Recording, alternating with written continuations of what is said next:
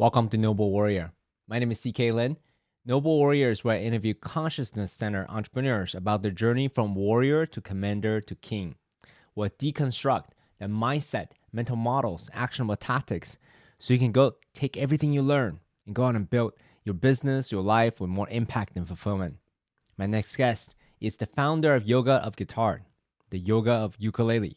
He's a master musician and a master music teacher and a transformational guy with over 32 years of experience. We cover a lot of grounds in our conversation. We talked about the power of believing in yourself, your abilities, and your path. We talked about a way to measure your progress in music. What is the atomic unit of practice? We talked about how music became a part of his development of inner inquiry and alignment of tuning and harmony. We talked about his earlier days when his perfectionism robbed the joy of music from him and accumulated into this complete burnout, physical, emotional, and mental, and how he actually found a way to put himself back together with music and to enjoy music and life again.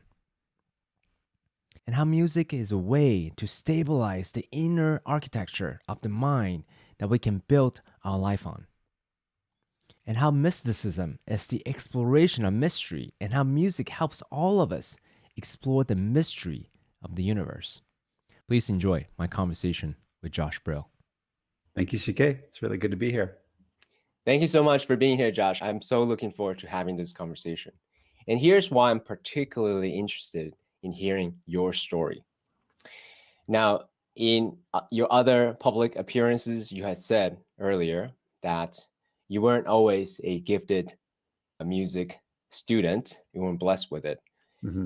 And then now you are a master teacher and a master coach, a guide to help others to learn the musical skills. So I would love to hear, just to set a context for any of you who is listening, tell us a little bit of that journey from someone who had a calling for music, but who weren't so gifted with it. And then how did you become such a masterful teacher? Yeah, the short answer is time and effort, 32 years of learning and practicing and learning and practicing. The longer answer would be something inside of the 8-year-old self knew it needed to do this thing. And even though I don't feel like I was naturally gifted as a musician, some people happen to have an acuity or that sort of alignment developed. For me, it wasn't. But I had tenacity. There was something inside of me that knew I needed to do this thing. So I did it. And there's been a lot of blessings. It's interesting being a gifted musician and all these words. I've noticed in my professional life and through this whole perspective, it ends up being the rarer of the case. And even the people who have been given gifts, they still have to work on developing technique and finding their craft and their art. But what I'm recognizing now is I was given a lot of gifts. It wasn't the ones that I thought they were, basically. I was given the gift of knowing I needed to do this and having tenacity. I had amazing teachers at every level of my progression. I had the perfect teacher for that moment or that period of time.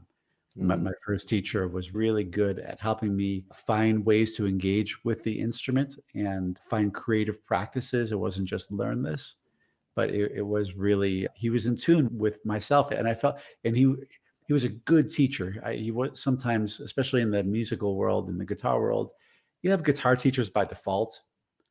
Maybe they didn't make it or they're trying to make it as a professional musician. So this is what they're doing.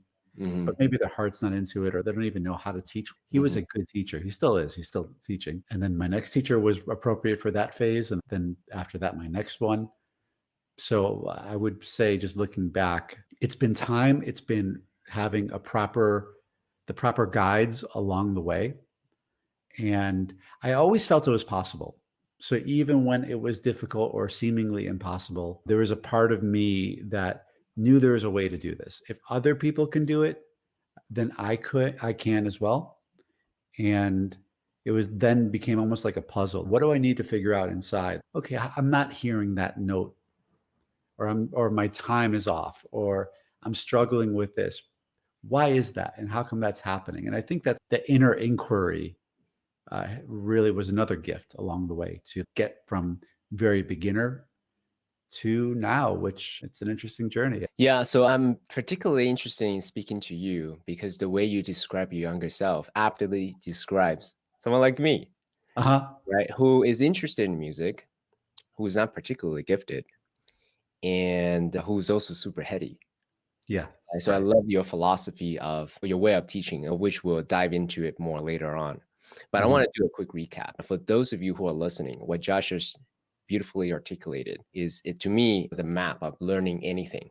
So we're going Mm. to do not just his story, but also the metacognition aspect of it, learning how to learn, right? This aspect. So then that way you can take this on to learn a musical instrument if you like, starting a business if you like, and so on and so on. Yes. So what you said, you were gifted with a vision, which is rare, by the way.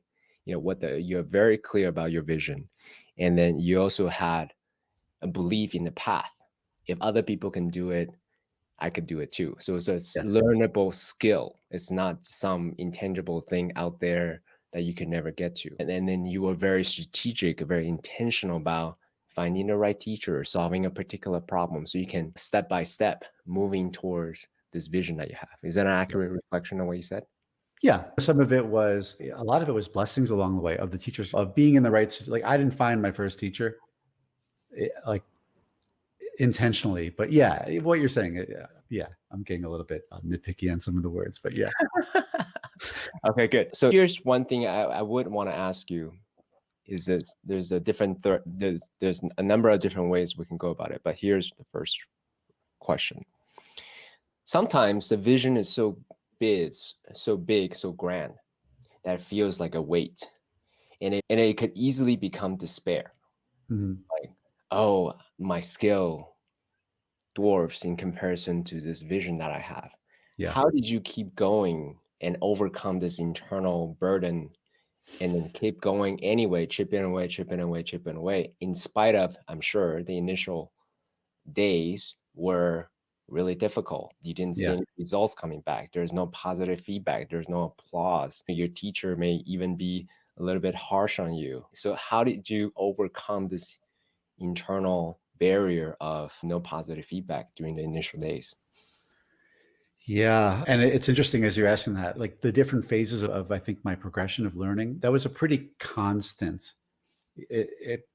We always want more, and it's hard to just accept where we're at. And it's actually a beautiful part of learning music is at every level of growth, you begin to be like, oh, but I want that. It's a little bit intoxicating and addicting, and it could be frustrating and overwhelming at the same point. And I feel like throughout the whole process, the navigating that is tricky and something to sort out. In my own experience, when I was a very beginner, I was 8. So I was blessed with a certain youthful naivete. And this was 88 as well. So pre-internet, maybe we had a VHS player, but there wasn't a whole lot of distractions in the world. We didn't have cable at the time. So I guess I didn't have a lot. There was no comparison at that point. I just knew I wanted to do it. But it was hard. I do remember moments of not practicing, of course, as any beginner oftentimes does, whether they're 8 or 38 or 58. It's challenging at first. Like you are moving a boulder.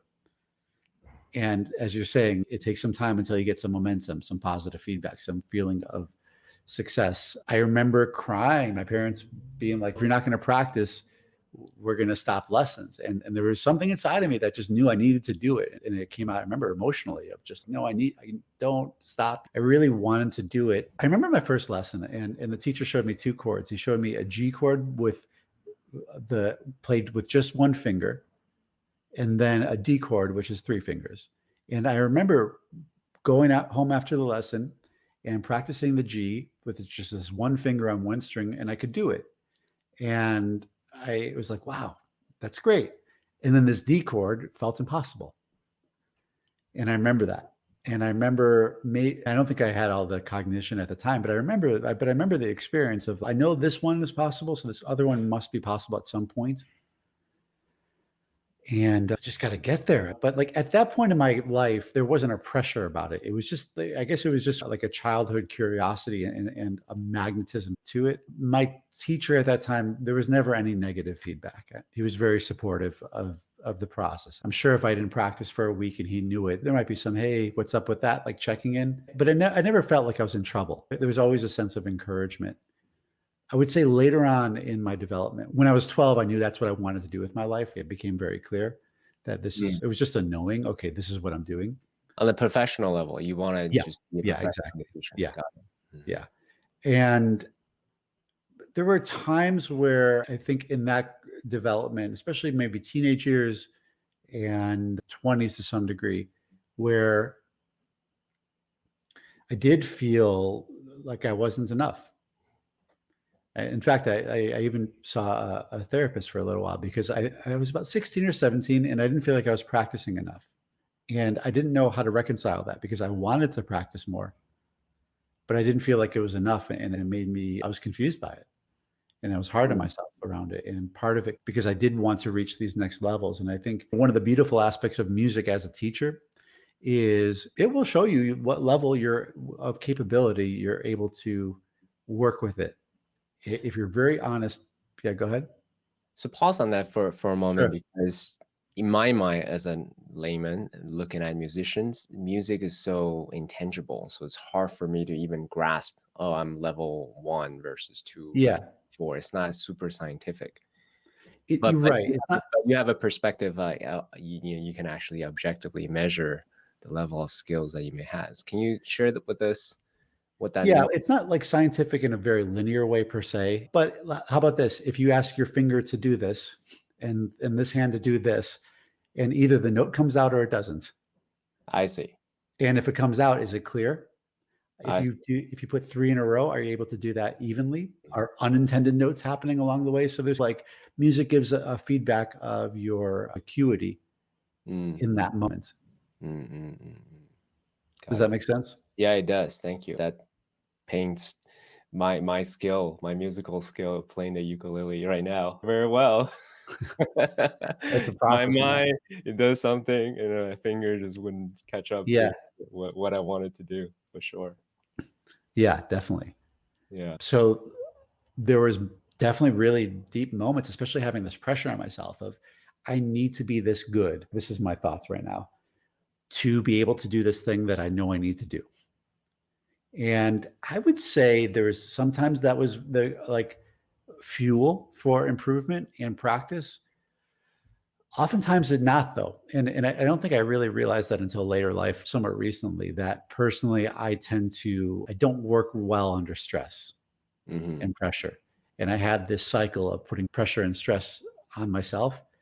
And then I would be stressed and that I wasn't doing it. And I didn't really realize up until really recently that part of the reason I wasn't doing it was because I had this pressure on myself to do it. Music is a beautiful teacher. If you stay with it, it really reveals a lot. So since you brought it up, let's just go there right away. The way I see our emotions or even our mental models, all of these is different types of fuel. So anger or resentment, you could use that as a motivational force, motivational fuel for sure, to show someone that, hey, you were wrong, I was right.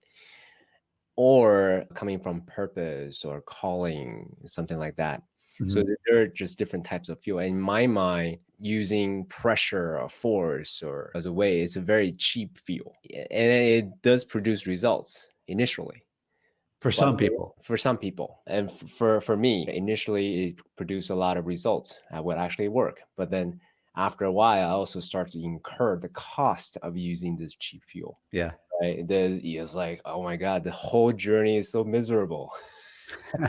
and the supposed joy and the destination is so fleeting too. Because in the beginning was maybe a few days of joy, and then after that it's a few hours, and then a few minutes, and then at some point it becomes like nanoseconds of joy, and then this pressure comes down again. Okay, what's next? So that's the way I think about it in terms of using different ways to motivate myself. What do you think? Yeah, I think that cheap fuel becomes expensive in the long term. Yeah, one of the things that I've been learning as a teacher, and also recently, I feel like the way I'm showing up to the education and guidance with people, and music is I would say, the device of deeper self-exploration. Personally, I'm less interested in showing somebody how to play a C chord versus helping people feel their hand from the inside out and understand their mind and like connect to themselves. So the music becomes a part of that development of inner inquiry and alignment, tuning into harmony. And what I've been learning, we all have different fuels. And part of, I think, one of the detriments of traditional musical education and probably educational at large is it seems like pressure has been one of the primary fuels that's embedded in the system. And I don't know, I have a sense that most people learn better when they're when their nervous system is relaxed, not tensed up. There are some that do seem to benefit, the David Goggins type of character, like the freaks of the world, and we seem to maybe use those freaks, I use that in a positive way, an endearing way, as maybe a template of how we ought to be or how we're striving for.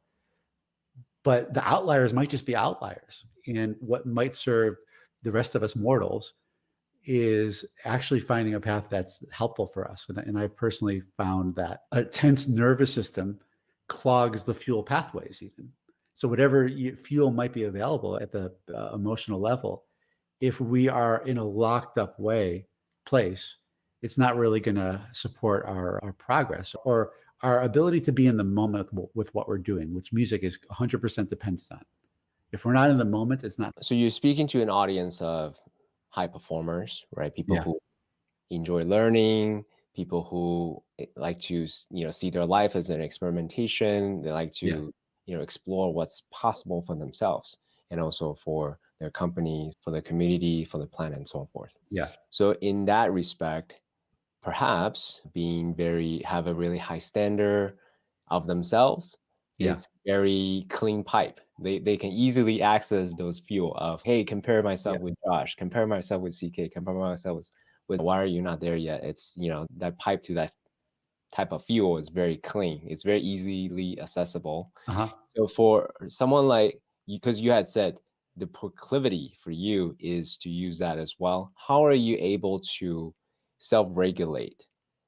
Oh, I'm choosing not to go down that route. I'm gonna choose joy and relaxation instead. Well, it became a necessity for me. Okay, go ahead.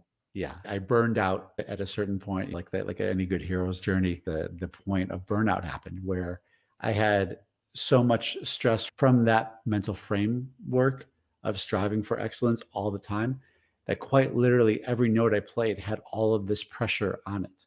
So it robbed the joy of the experience, and the stress accumulated into physical burnout. I had body issues, emotional burnout, mental burnout, just complete burnout. So I had to reframe my relationship with music from that standpoint. And that's when I really began to explore using music as a means to create relaxation and centering within the self, which then made the experience a whole lot more enjoyable and also functional at that point. I suppose I'm not a person who, like, some people are very exuberant in their life and they just jump from one joy pod to the next joy pod. And that's what drives them. They're literally following their bliss. For whatever reason, my karma quite isn't that way. And function seems to be a very important part of what I'm doing, like the understanding of it. Yeah. So I think when I was able to reframe, and from the experiential level and necessity level of literally finding a way to use music to put myself back together in a way that I actually enjoyed music again and enjoyed life. It helped, me with my depression and anxiety and connecting to something deeper inside. So I guess speaking to the high performers, those who have the very clean pipes and the burning fuel, if the process is enjoyable and it feels fulfilling at every step, then that's probably they're probably doing the thing that's right for them. They're playing the right notes for their life. If it feels so stressful or pressureful that the striving is robbing the joy of the moment or the presence of the moment, then there's probably something to look at in that and maybe find a way to reframe. Because if your goal is $1 billion and it takes you 90 years to get there, and you're so focused on that, you've just spent those 90 years to reach that goal. And then now here you are, a decrepit human. Maybe at that point you could invest into some T stem cells from a teenager or something. I don't know. But the point is that our present moment, and I think this is where the mindfulness part really comes into play, is our true currency. All we ever have is the present moment. We have had the past moments, and that can be an asset to our present moment. Our past moments can be an investment. All those hours I've spent practicing is an investment into the capability to have access to music. And anything we're putting into can be an investment. We could also spend time, but we can invest it. And the future is unknown. We don't know how much of that is there. So all we really have in any moment is the moment. So then the question is, how much of the moment do we have? And what is our experience of that? And if we are sacrificing, sometimes we have to do the unpleasant things to get things done. And that's just like part of the process. When you're learning an instrument, it's not always going to be joyful or fulfilling, but the aspiration helps keep us through. But if it's always that, and there's never anything that comes from a deeper level of satisfaction, there's probably something worth evaluating at that point and checking in about. Yeah, for sure. I would also make it personal here. Yeah. The first time around is good. Okay, I got the results that I wanted. But after a few times of doing that, and then I saw a pattern, like, wow, this is a no-win formula. Because every time I do it, the more miserable the journey became, and then the more fleeting the joy of achievement became. So I was like, forget it. But I want to actually bring into more concrete terms, because the meta framework, what you just shared, is beautiful. So for someone who's experiencing, you said, hey, to look into the journey, is it always miserable? So are there indicators that kind of you can point to using your own experience, as well as what are some of the baby steps in tactical ways that they can start to walk themselves, move themselves from the cheap fuel to the more clean fuel? Yeah. Definitely there's indicators. So I think the analogy of, just as, I don't know if you can see my guitar here, but there's a guitar here. Just as a string, we tune these strings, and those strings are tuned to a specific frequency. That's objective in music. It's one of the places where music actually has objectivity. So if we use the analogy of literally our internal notes, or our string of, let's say, truth, our soul, our conscience, intuition. When we are out of tune from that, there's indicators, and part of it is learning how to listen. And it's very specific, and even doing this with music, I think, helps us listen internally. Here's two notes that are in tune together. If I detune this note a little bit, here's out of tune. And out of tune, the notes are clashing against each other. In tune, literally the wave patterns come into a level of symmetry that we hear and feel. Until we've developed an acuity to listening, not everybody hears that just off the bat. I think most people, unless they truly have hearing issues, can be led to the awareness of hearing that and feeling that. And then they're like, oh yeah, that doesn't feel so good. And then there's two directions of out of tune. There's flat and sharp. And flat feels a certain way. In tune feels a certain way, and sharp feels a certain way. When things are flat, they're a little lower than where they ought to be. And perhaps we could look at that as an indicator internally as depression, basically, or loss of motivation, loss of something. Sharp would be anxiety, a constriction, this type of thing. So I think having a meditation or an internal practice that's self-guided, I think guided meditations are helpful, but at some point we need to learn how to do it ourselves internally, so that we are literally making a contact into something inside of us with a more spacious mind, which gives us more acuity to listen to the internal notes. Get a sense of, are we in tune? Are we out of tune? If we're out of tune, is it flat or sharp? Or sometimes both, because we're actually multiple notes. We have more than one string. And listen to and begin to find a level of learning how to calibrate that. And so, like, actual steps. If we are flat, obviously, like there's something that the process is depleting us, and obviously lifestyle choices, food, drinks, things that can diminish our energy, things that we're ingesting into our brain, podcasts, YouTube things, TV, news, certain things can bring us into different notes, basically. And our work as well, our relationships at work, our relationship to the work. So I suppose if we're in a depressed state, we need to find a way to perhaps reconnect to the deeper purpose of what we're doing. Like that's just what coming to me in this moment. If we are in a constricted or sharp place with it, obviously we need to find a way to create more expanse. Let me just do a quick recap of what you Please. just said. So what you just said is start to pay attention and notice this internal resonance or dissonance, whether it be depressed state or anxiety state.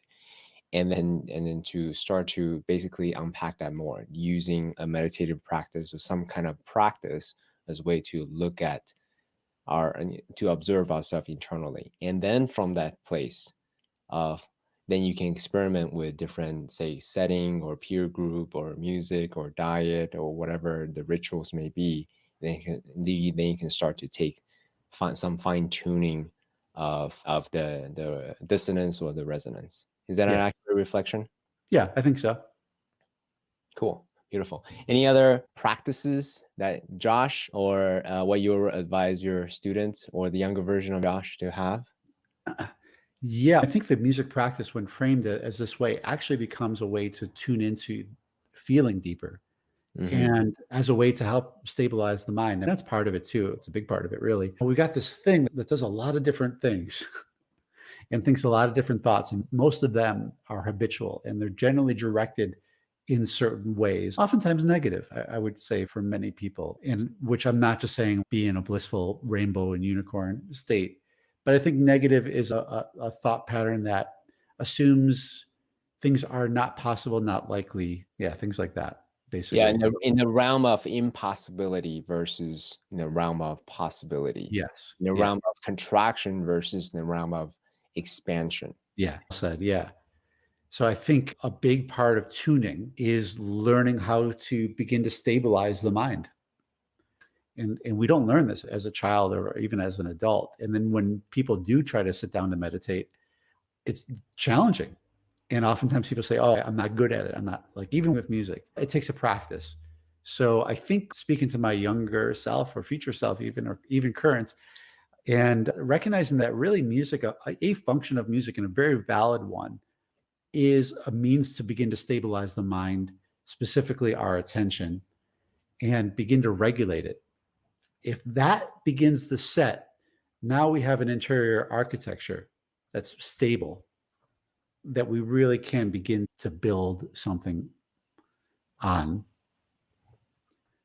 And I think, yeah, like in addition, for my students, one of the beautiful feedback I've been really receiving is how much this is helping them feel calm using music as a meditation practice. So I think it's like reframing music from just a expression or creative pursuit, that it really, quite literally, working with the notes, the sounds, the rhythms as a means of neural entrainment, of syncing up our brainwaves with kinesthetic movement and auditory awareness as the bridge in between, is a deep medicine for life. I want to echo on what you just said. And then the image comes to mind is the bumpers around a bowling alley, as an example, right? Or transcendental meditation uses mantra as a way to guardrail the attention. Yeah. Anytime you veer off from your la la land, you always have a mantra to go back to.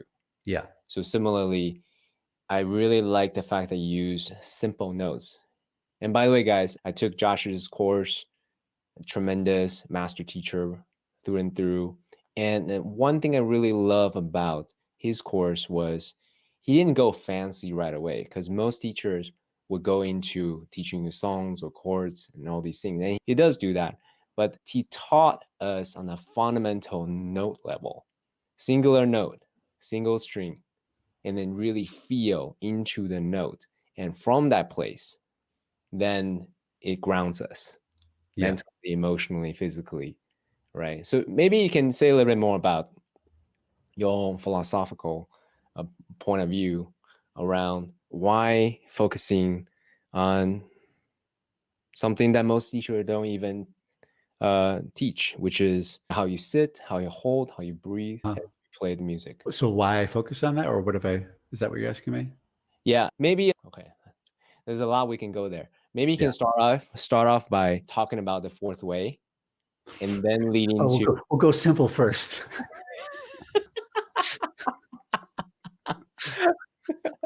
Right, and then lean into the mechanics, or you can do mechanics and then the philosophy, whichever you like, Josh. Yeah. Okay. Fourth way, it's the name of a system presented by a mystic of the 20th century named Gurdjieff, who there's the depth of it is way too much for a lifetime, probably. Let's go with what's relevant to the process.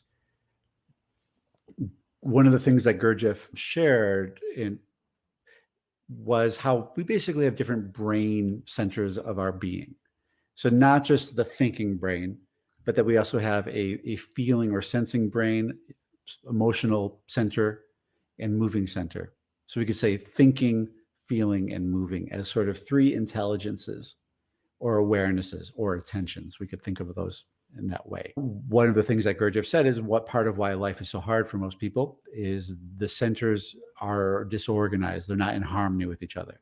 So we tend to think about things that we should be feeling or sensing, or we are feeling or sensing something that we should be thinking about, or we're moving when we ought not to be moving, that the moving becomes a representation of thoughts or energy. Think about nervous movements, for example, somebody who's a fiddler or twitcher. That's oftentimes actually thoughts triggering physical movements and a waste of energy, actually.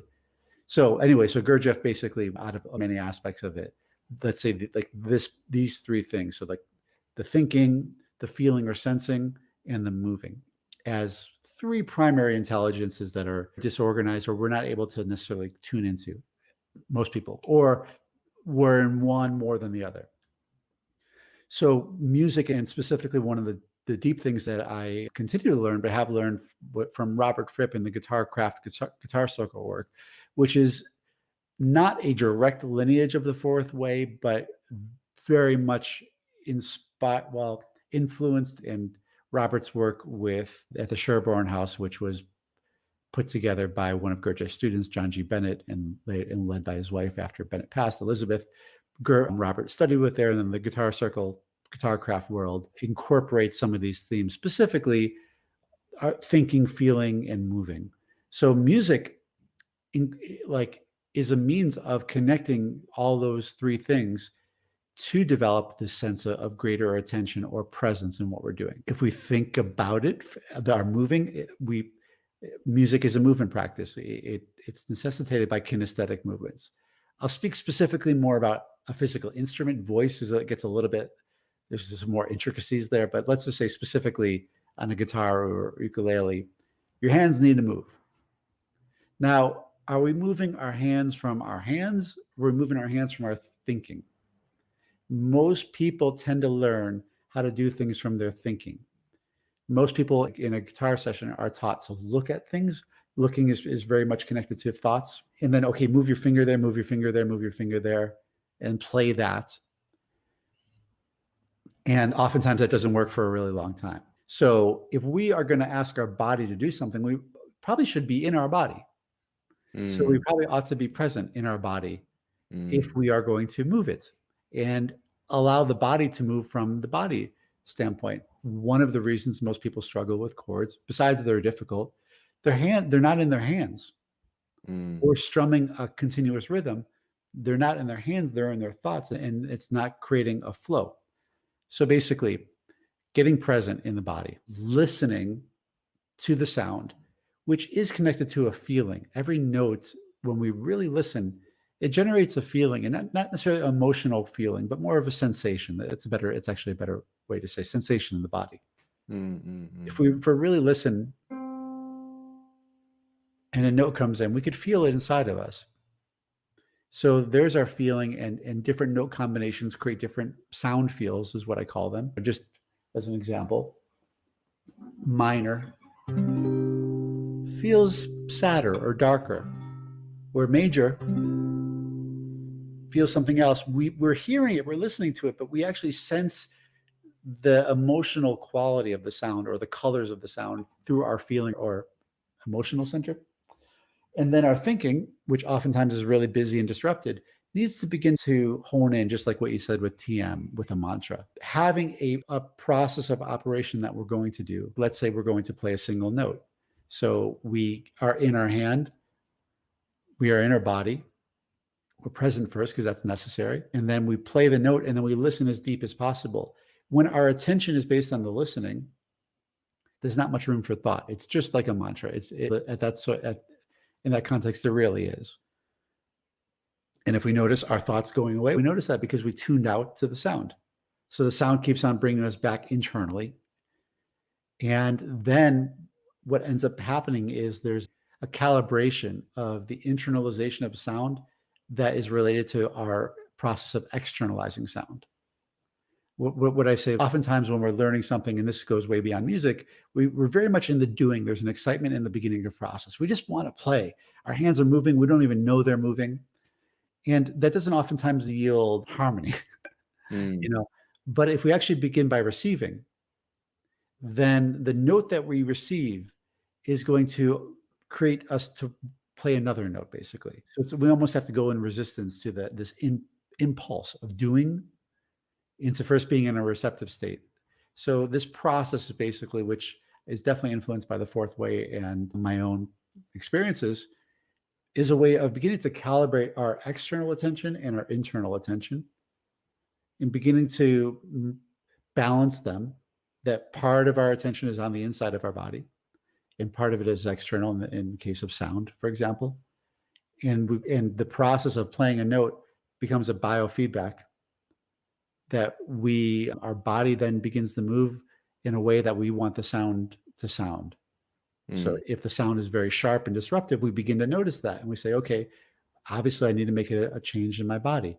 And then the body's intelligence begins to move forward. And then that creates a harmony of those three attentions that we talked about: the thinking, the feeling, sensing, and the moving. Yeah, I really appreciate what you just said, because as you were speaking, reflect on my own ukulele learning journey as well. And as someone who is like a life hacker, a student who loves to learn, my whole mind is wired to say faster is better. So therefore, when I learn the different chords or the movement, my thought is, how do I get to be as fast as Josh or Jake Shukamaya Kuro? So I'm trying to learn the patterns as quickly as possible and actually forgetting the physical sensations each sound chord has in a body. So it's a negative spiral, because now I'm like, it's not getting me the result I'm looking for. Let me go even faster. What you just shared actually did a whole reframe. It's actually more important for me to internalize the physical sensation each note, each chord has on me, deepening that. And from that place of embodiment, then move on to the next note, the next movement, and so on and so on. So definitely. I'm glad you brought that up, because and we've spoken about this, you and I, before, I think, and also in the classes, but it's the misinterpretation of faster and sooner. And I think differentiating between those things. We generally want things sooner. We want to be able to play something now, soon. So there's this thing, if we do it fast enough, we'll get to that place sooner. Oftentimes the faster actually makes sooner later. And the slower makes sooner. Because say more about that. So say more specifically about that. Yeah, let's say you build the car so that you can drive 100 miles an hour. So you want to do that today. And so you put it all together, you're missing bolts, the wheels are not aligned, and the whole thing is gnarly. And you get in, you start driving, and it's wobbling all over the place. And maybe you don't even get past 10 miles an hour until wheels fall off or you hit a tree. But if you said, okay, in 10 weeks, I'm going to take time to really make sure everything is there, then perhaps you'll actually build this car that will get you to 100 miles an hour. But if every day you keep on rebuilding the same clunky ass thing, that's the driving that you'll never really get there. And most people will give up because of that. A lot of it is working with slow cooking, and it's hard for people because we want things now, and who doesn't? And who doesn't want to be a master in the right away?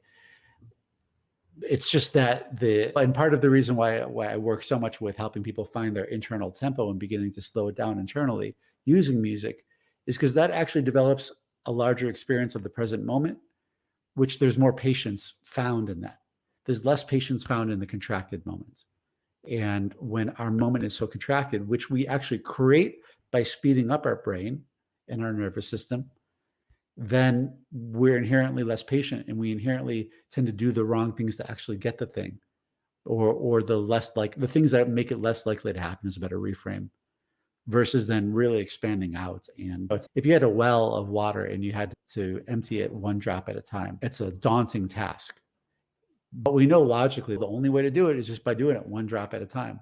No, there aren't any buckets. And you could spend a year devising a way of doing it faster, perhaps. Oh, if only we had this and this and that. But meanwhile, maybe the person who is just going one drop at a time actually gets the thing done. So I don't know if that helps at all. Yeah, it really does. The only way to get better is by playing, and there's no really shortcut. But so in my mind, I'm conflicted because I want to ask you, and they 100% agree with you. In order to be better at any kind of craft, any kind of mastery, the path to mastery is practice. Yes. However, so here's the second part. There is howevers. Yeah. So then, however, there are also knowing what now as a master of your craft, of teaching, of guitar, of mysticism, there's also 80-20 principles, right? What is the 20 atomic unit skills, fundamental skills to master to make the path a little bit simpler, a little bit easier? Totally. So I would say, I would agree that there are no shortcuts. There are definitely long cuts. So if we can mitigate the long cuts, then maybe we have something that approximates a shortcut. The 80-20 is internal alignment, really. So if you are trying to move your hands left and right even, and you're not in your hands, they're not going to sync up because we're trying to use our head. So quite literally, the internal alignment as the primary thing to learn then opens up the path in a much greater way because our pipes are clean, to use the callback to the reference. A clear mind or a focused mind, which is hard. So we use the practices to actually learn that thing. If we are practicing 8 hours a day, but the mind is distracted, or we're outside of our capability, so we're just hitting this rather than, which oftentimes comes from more of an egoic striving, then that's a lot of energy expended. You're just like another callback. Cheap fuel becomes expensive in the long term. So basically, investing in the development of internal awareness and alignment and connected to the sound, auditory listening, all of the things that, like that I've been sharing, and especially in the courses or my one-on-one sessions, end up creating the inner architecture for music to come through, basically. And so it's basically, it's how you're practicing even more than what or how much. I'm seeing amazing results, and it's really, not to sound immodest, because I like, as I'm continuing to develop this way of teaching, I feel like a student as well. Like, and it feels like I'm on a path of discovery, and it's not about me. It's like discovering a process. I have some students who haven't practiced that much on a daily basis or weekly basis. Weeks will go by. There's one in particular, and she'll be like, "Yeah, I didn't actually touch my guitar this week." Now, when I was 17 and teaching, I would have busted her balls about it. Now my approach is, okay, here we are, new now. Let's not be in a shame story around it. Let's not feel bad about what didn't happen the past week. Let's engage right now.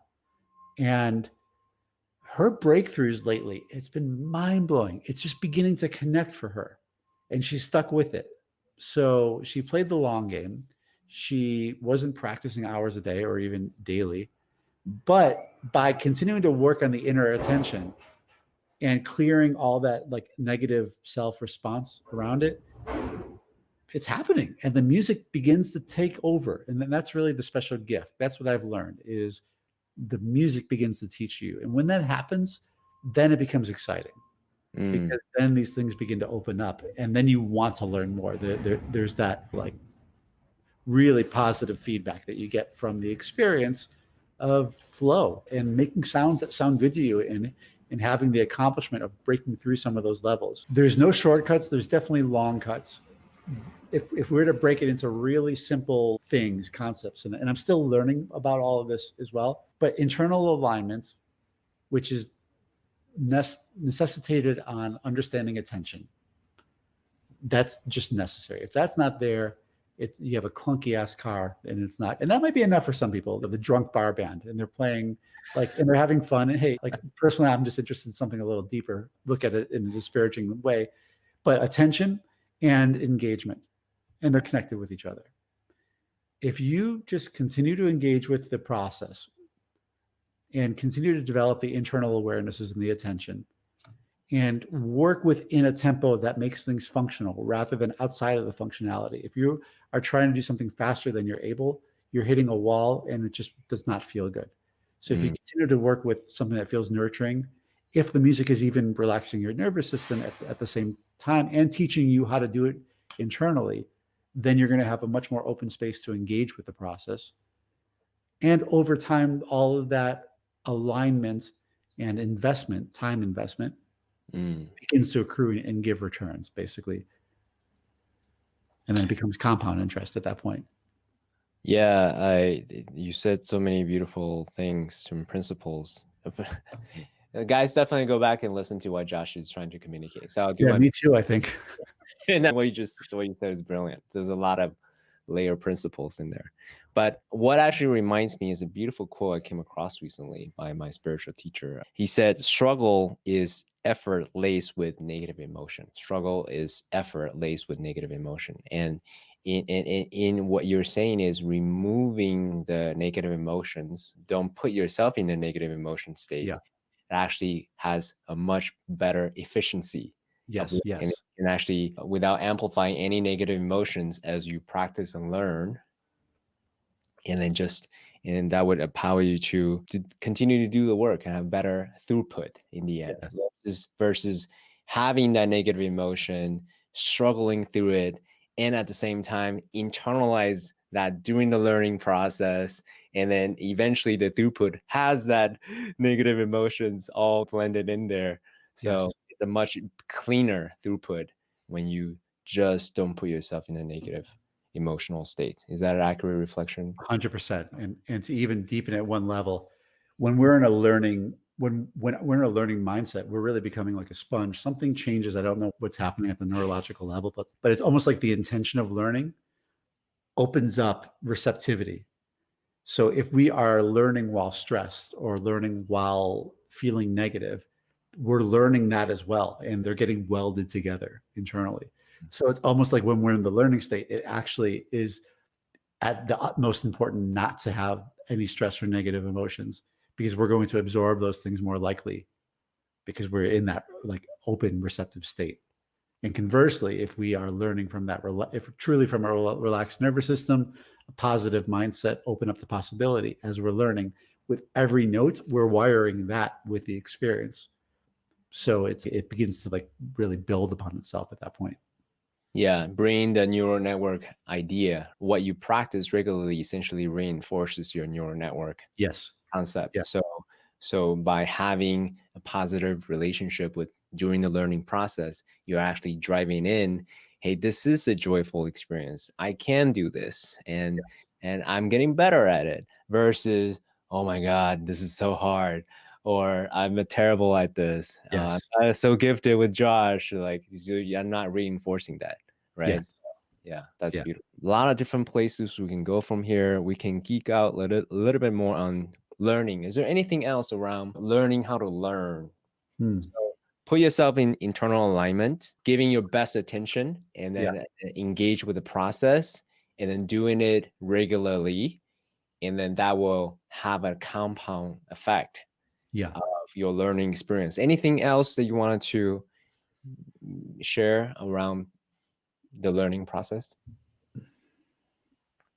Yeah, I'm sure there is. It's my mind is going a couple different places. Like I'm flashing into. Yeah, you open a lot of different loops, so we can go a lot of different directions. Anywhere your highest intention will take you.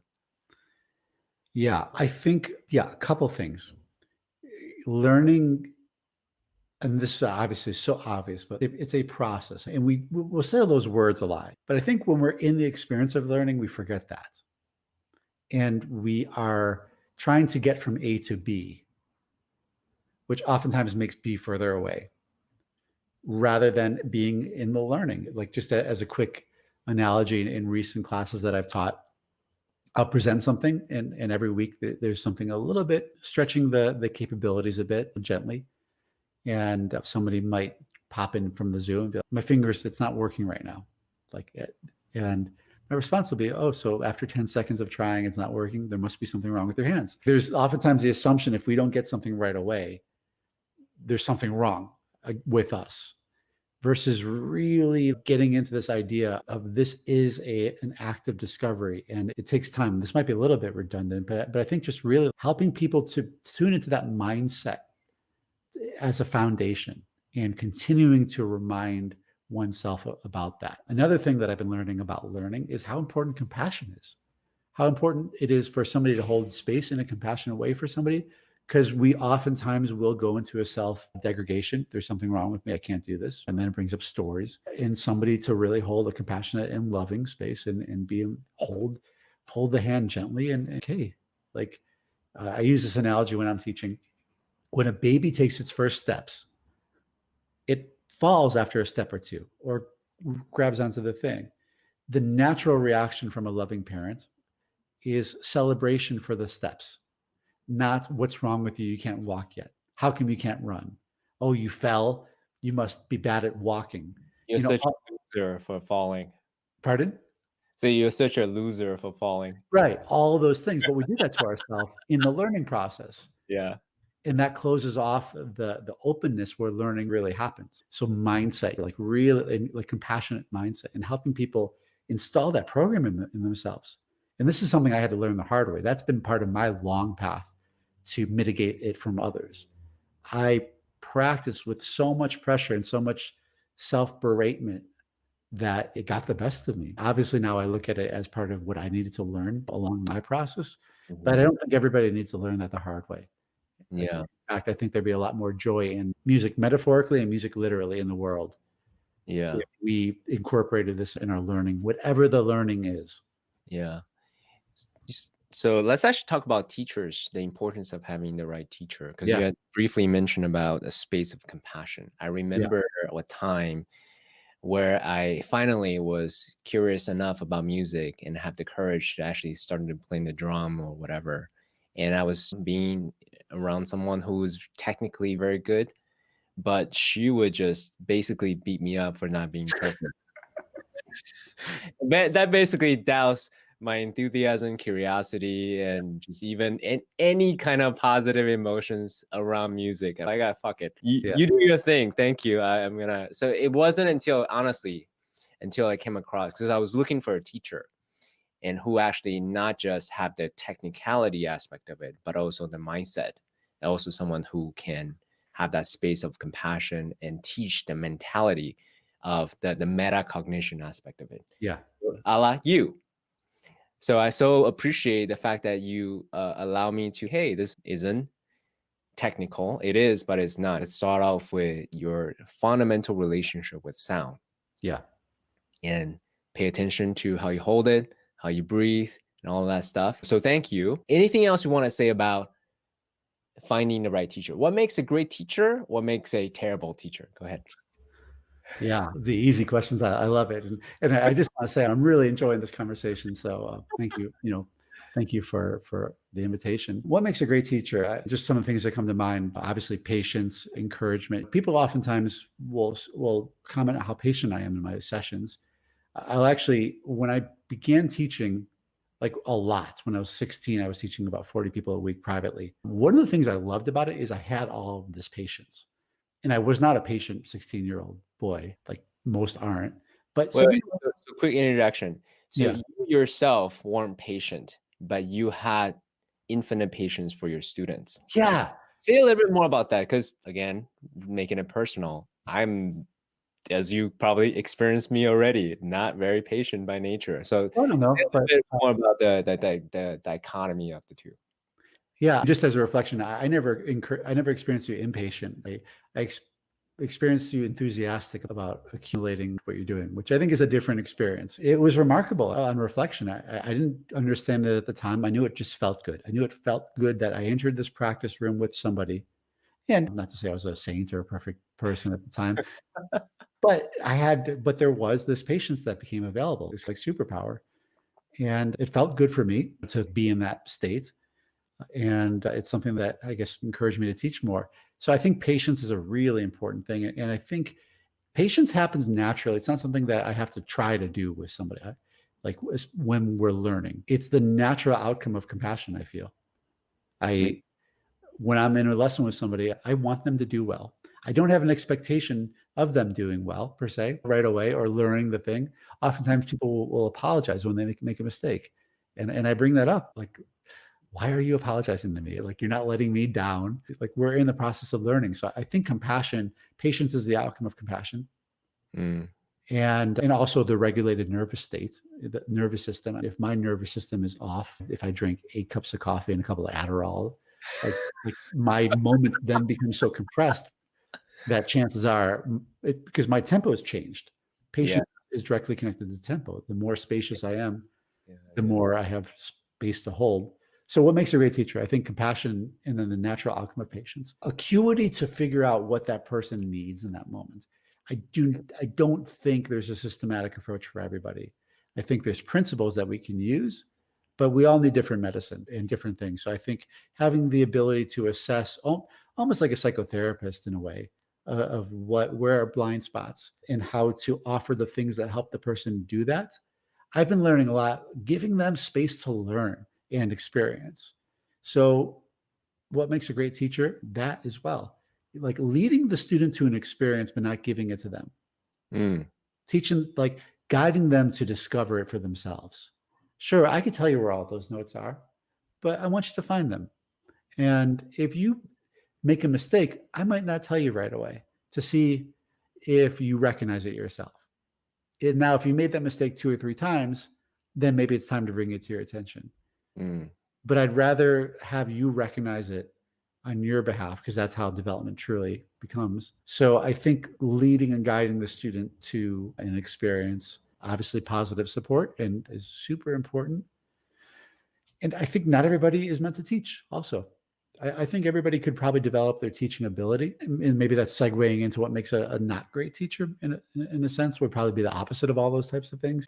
There's an interesting moment I think that's happening with our culture, and it's something I saw some years ago that I saw as a trend, and now it's beginning to happen, which is so many people are out there teaching things, especially in the entrepreneurial space and the coaching world. And all of a sudden, everybody's a teacher. These Facebook posts that so many people make, it feels preachy, teachy, like coachy type of thing, and a lot of it feels pretty cookie cutter and just replicas of a thing that other people have done.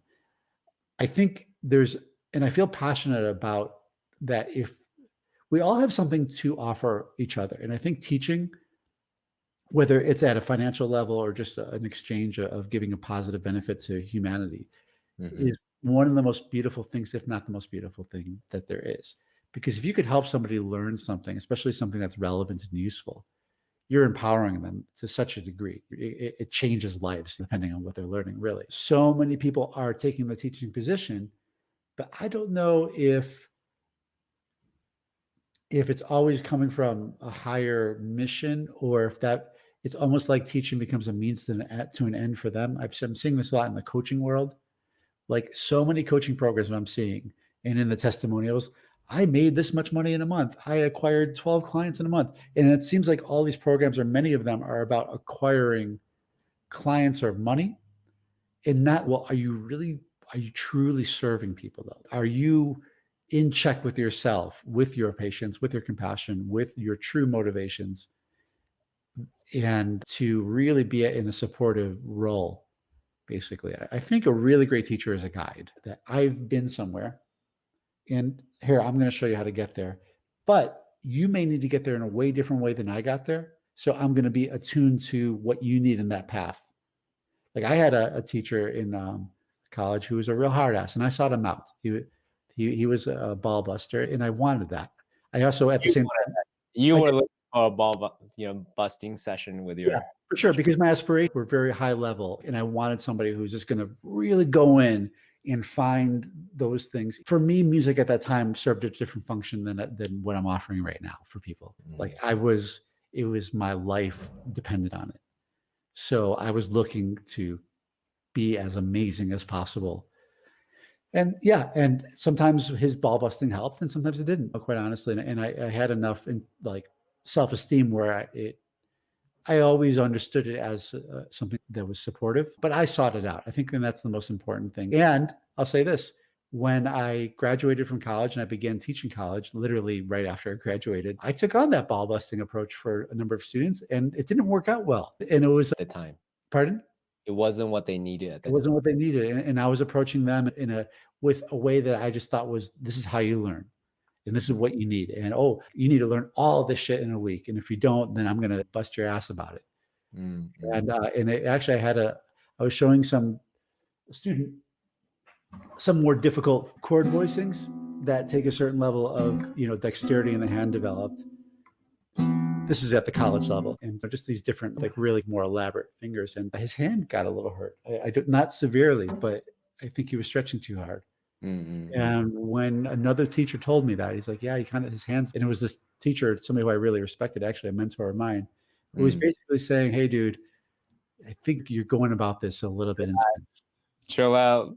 Yeah. But that was a moment of humility for me and checking my own thing of, oh, okay, like I need to be more in tune with the process. So I think I don't know how much makes a bad teacher. Okay. I'll give one example of a bad teacher I've had. I think I can look at one in particular. Hold on. Before you go to the bad teacher part, let me do a quick recap of what you said. Sure. So that would give you a little break, as well as for people who are listening, the quality, the attributes of a good teacher. Okay. So what you said, desire for them to do well.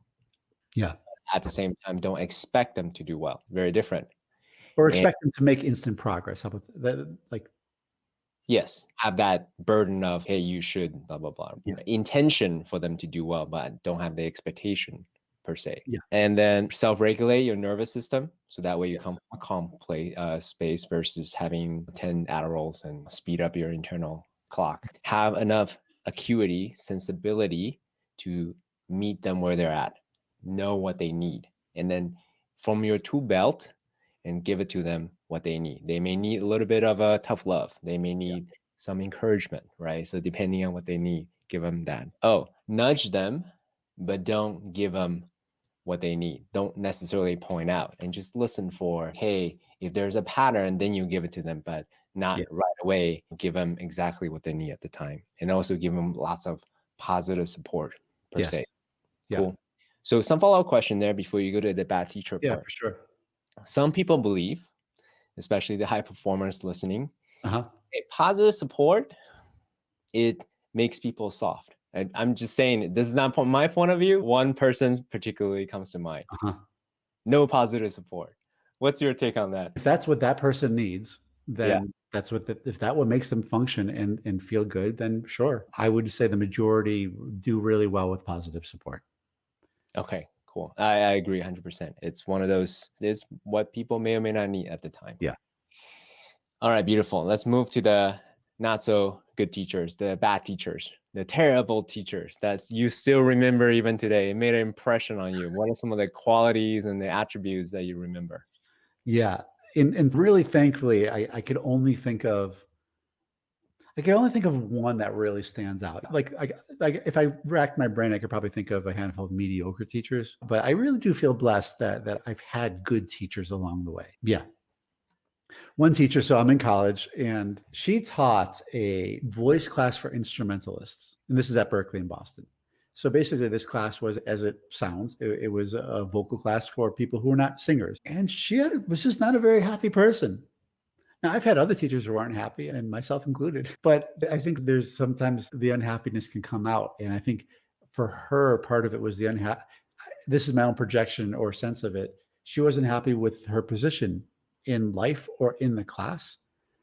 I'll say this, if you're teaching a voice class for instrumentalists, you're not one of the top voice teachers at the school. Cool. I like it. You probably should have the top vocal teacher at the school teach that class. That would actually make the most sense. But just in the way of the bureaucracy of the school that I went to, the top teachers taught the top students. Yeah. And as a guitar teacher, I was blessed enough to study with the top teachers. So I had that experience of really working with the higher echelon teachers. So anyway, so I'm in this class, and she criticized other singers, called Sting stink, for example. And to me, that it just like that's pretty much even all I need to say was why? Like, why not recognize greatness rather than put down? Not to mention, if you're teaching a voice class for instrumentalists at a college and you're putting down somebody who's a world-class artist, maybe you should check that. Yeah, actually, it's more of a reflection on her bitterness than Yes, than on Sting. 100%. All of it was a reflection on her. I remember she told me specifically, I think she even said, I don't think I made this up, but she said, like, you, Josh, and sometimes I really hate you. And because I challenged her in class, I challenged her and she didn't like it.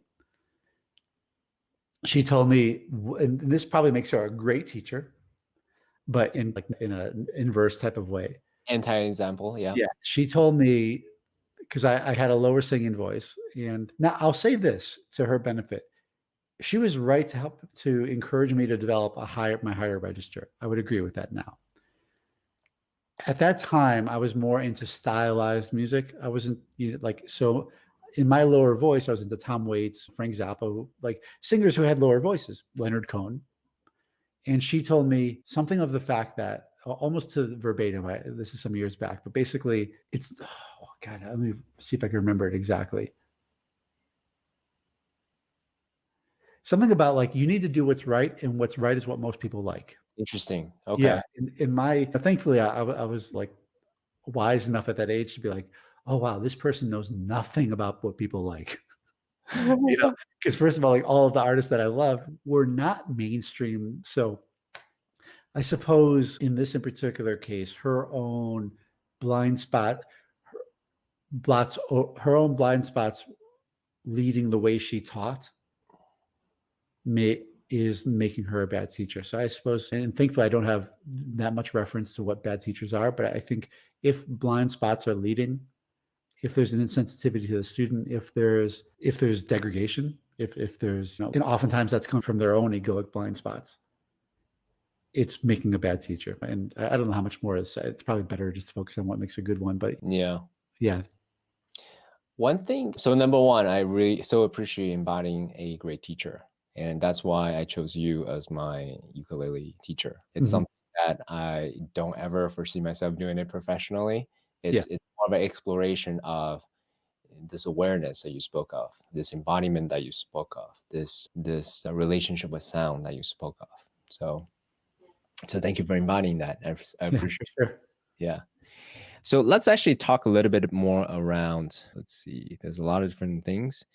I want to actually ask you one specific thing. This may be a segue to more of our overarching philosophy. You had talked publicly about how your journey of deepening your own craft as a musician with ayahuasca as an example. So we'll touch on just the learning aspect of it before we go into more ceremonial and all this symbolism that goes with that. So talk about how using ayahuasca as a way to help deepening your relationship with sound with your instrument just a bit before we segue to another topic. Yeah, for sure. And so for those who aren't aware what ayahuasca is, right? It's a shamanistic tea that it comes from the Amazon jungle. That's a blend of DMT, basically, which is a molecule that is inside of our body. And I don't know if it's scientifically proven, but there's suspicion to say that it's released when we dream and when we die and when we're born. So it's a psychedelic experience that comes from plants and is gaining a lot of both anecdotal and scientific proof, evidence of being very medicinal for certain people at certain times in their life. And they found that it can heal or at least assist in diminishing depression, trauma, addiction. Just to educate for a moment, to differentiate it from a drug that has a certain connotation. It is a healing plant, or at least it can be. Everything can also have its negative effects as well. And it came into my life specifically that I guess I incorporated it in my life to help work with my own personal depression. And that moved also into playing music for ayahuasca ceremonies. And music and sound is very much a big part of the ceremony. So for those who might not have had any psychedelic experience, one of the things about psychedelics is senses can seem to open, basically. So colors can be more can be experience brighter sounds, deeper, more acute touch feeling. It can increase that, which can be a lot for people, which I think is also why I don't have a sort of a blanket. Yes, go do, ayahuasca or eat mushrooms or all these types of things, because it's not for everybody. And it's definitely something that, whatever about that. Before we move on, one quick, so we do talk about ayahuasca quite a lot on this podcast. Okay. Thank you for that education and a little primer. Yeah. The way I share that on the podcast is think of it as a catalyst. It actually amplifies what you already are. So imagine the fuel tank, the fuel that you have in different fuel tanks, it actually amplify even more. If you intend to use anger or resentment, that gets amplified during the experience as well. For the people who may not have a stable fuel tanks, this probably is not for them. But for those who are pretty fit physically, emotionally, right, spiritually, and mentally, and this is something that it's a great experience, catalytic experience to go through. So yeah, it can be for some. Even people who are stabilized, they might be good in their stability, and they might not need to but yes, yeah, moving on. So my experience of it with sound and music, and there's something about that plant in particular and the experience of being with it that sure seems connected to sound and music. And my personal experience, it helped me hear sound better in a way, and hear it in a deeper way. And in playing for ceremonies or during ceremonies, it's a beautiful challenge, because I'm also in that time, I'm also drinking the medicine. So I'm under the experience, I'm with the experience, which can make certain things more difficult. So there was this internal challenge of perhaps like walking on a tightrope over a mountain, and that it made it a little bit more difficult, but that difficulty also helped me stay focused and centered in a way that actually worked out an internal muscle. And then at some point it just becomes aligned. So it was a really beautiful experience, one, to use music as a means of service in that role, to play certain sounds and songs that I felt people needed in that room to support their journey. For many people, the experience can be very intense. I know you've talked about it before, but if somebody isn't familiar with it, mostly they say, "Oh, is that the thing that you throw up on?" Yeah, and some people do, many do, and it can be uncomfortable in the body, and you can encounter difficult things. So using music as a means to nurture and move energy, those experiences taught me deeper how that works, how different notes and scales and things interact with the moments. I feel like I began that exploration playing music for yoga classes. And then in the more ritual ceremonial standpoint, specifically with ayahuasca, it elucidated that deeper in a way. So there was both my internal connection to sound and finding the channel, and basically a beautiful thing. I learned a lot. I learned when I played a song in a ceremony that felt like, oh, I want to play this now, from more of the doing. Oftentimes it just wouldn't feel right for the room. When I learned to listen to the room and just get a sense of what came through, magic oftentimes happens. So I think it taught me how to listen deeper to what really feels like, what is the music of the moment versus what do I want to play, and allow the expression to that. It also helped me come into deeper connection with my voice. And as a singer, you sing in ceremony while you play. Wow. Yes. Yeah. And there's something, again, that in my own experience about that specific medicine, because I've had difficulty singing in my life. It's actually been a pain point in my musical existence, that I could hear my voice and feel it better than normal. And that allowed me to be in more acuity with pitch and control. And the best that I could say, I would love to know what happens at the neurological level, what it's catalyzing, but it sure seems to enhance an internal connection to sound awareness that feels aligned. And perhaps just a couple of my own sense, especially with studying Dr. Tomatis, which gets into a whole nother podcast probably. But one of the things he developed something called the Tomatis Method, which was a way to train the ear, and quite literally the muscles within the ear, to hear certain frequencies. He recognized that people who have certain things, difficulty hearing or singing, that it actually is an inner ear muscle that hasn't been developed, and as well as that they're not listening in an ear dominant way. Because wow. Yeah, it's a whole. You just blew my mind. I didn't know that was possible until you just mentioned it. it's really profound work, and it's actually something that I feel has been underutilized in society. If we didn't know people needed glasses, or glasses existed, that there's actually like a mechanism within the ear, and that the ear needs to learn how to listen, and part of it is these muscles, and also part of it is being right ear dominant. That oftentimes people who have pitch recognition difficulty, they can have this inner ear muscle is not quite developed, as well as not a defined right ear dominant listening ear. And one of the things that in my own personal experience with Aya, I would really feel both hemispheres of my brain zero into a center point, which is where I experience the sound and the voice. And when I was aligned and attuned with that, it sure felt a whole lot easier to sing. And so it put me in touch with, I think, a deeper internal experience of sound and music would be the shortest answer. So let me just make a comment, and I'll drill in more on the specific sounds. I don't have the research to back it up right now. I'll do my best to find it in the show notes, that our default network gets turned down. Our filters gets turned down. So that allows us to have more, a cleaner pipe, shall we say. The filters turn off. So that way we can experience things more, experience our internal states and emotions, our thoughts. And that's also possibly why we experience synesthesia more during ceremonies like that as well. Yeah. So on the learning part of it, so you experience this. Well, number one, let me just make a comment. Please. So impressed of the musicians that can do really intricate movements and with their voice during ceremony. Imagine, for those of you who haven't experienced something like this, imagine you just had a really difficult workout, right? That level of internal intensity, you're out of breath, you're trying to like hold yourself together, like that internal intensity. So now imagine somebody gives you a guitar or ask you to sing with that intensity in mind. That's, in my mind, what I envision to be a ceremonial instrumentalist while you're on the medicine. Is that an accurate analogy? Yeah, something like that. I think it necessitates a development of internal management of energy and all that, and even maybe how to channel it with it. If I didn't have the level of technical acuity already developed, I think it'd be much more difficult.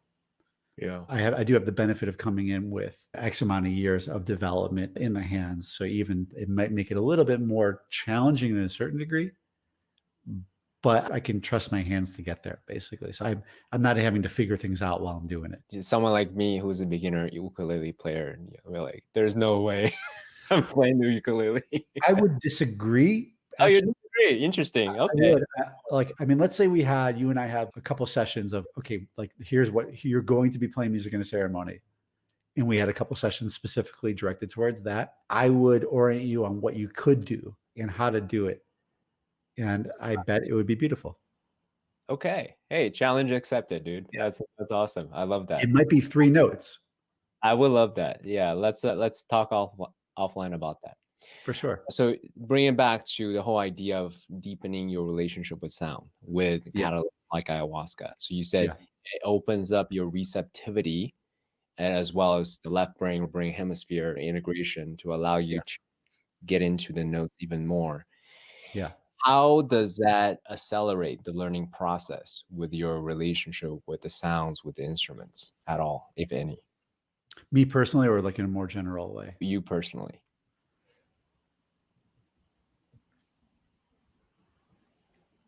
I think it accelerated it in a way of further refining my understanding of attention and how to work with it, becoming more aware of when the mind is drifting into other things and how to continually stay in that meditative, centered, attentive way and aligned way. Yeah, I think that's the primary thing. Okay. So it doesn't necessarily accelerate or decelerate. It basically gives you more of a internal stressful situation for you to basically hold your ground more under stress while performing at a high level. Is that that's one aspect. And I think having also just having the reflection, and maybe we're saying the same things from a different angle, perhaps, but like having the observation, at least in my experience with II, there's another level of the observer consciousness that I feel connected with, so that I can understand the processes that I'm doing in a different way, and then basically begin to work with that. I'm not a golfer, but if you went to a golf pro and they look at your swing and they help you basically make the adjustments, or you watch yourself on video to make that adjustment, some type of an internal awareness of that, like a little bit more aware of what is happening under the hood, basically. Yeah. Yeah. I mean, one analogy that I also share on this podcast a lot is, in the beginning, before I had my personal experience, I thought this catalyst, like ayahuasca, would be an escape from reality. Huh. And I haven't had many ceremonies afterwards. I realized this is actually for me to get into hyper reality. It lifts the veil for me to, as you said, look under the hood of what's actually happening in reality, in my mind, in my body, in my heart, and then also the external reality as well. That's the way I articulate it. How would you define hyper reality? Just basically lift the veil, remove the illusions that I have, and just actually see things as they are, and then see things from different perspectives versus having more of a filter and trying to discern. So here's a question with that, because I do think this is, and I'm not saying this with you in particular, but a potential shadow side of medicine work. How do we know we're in a hyper reality and not just another filter that we are perceiving as a hyper reality, sort of this inception like experience that, oh, like now we're awake? Because I do think that I've actually seen a negative consequence of, in particular, ayahuasca. People can get into a belief pattern that might be out of touch with reality, whatever reality it might even be. I think, I think it's like, what's the subjective and objective reality?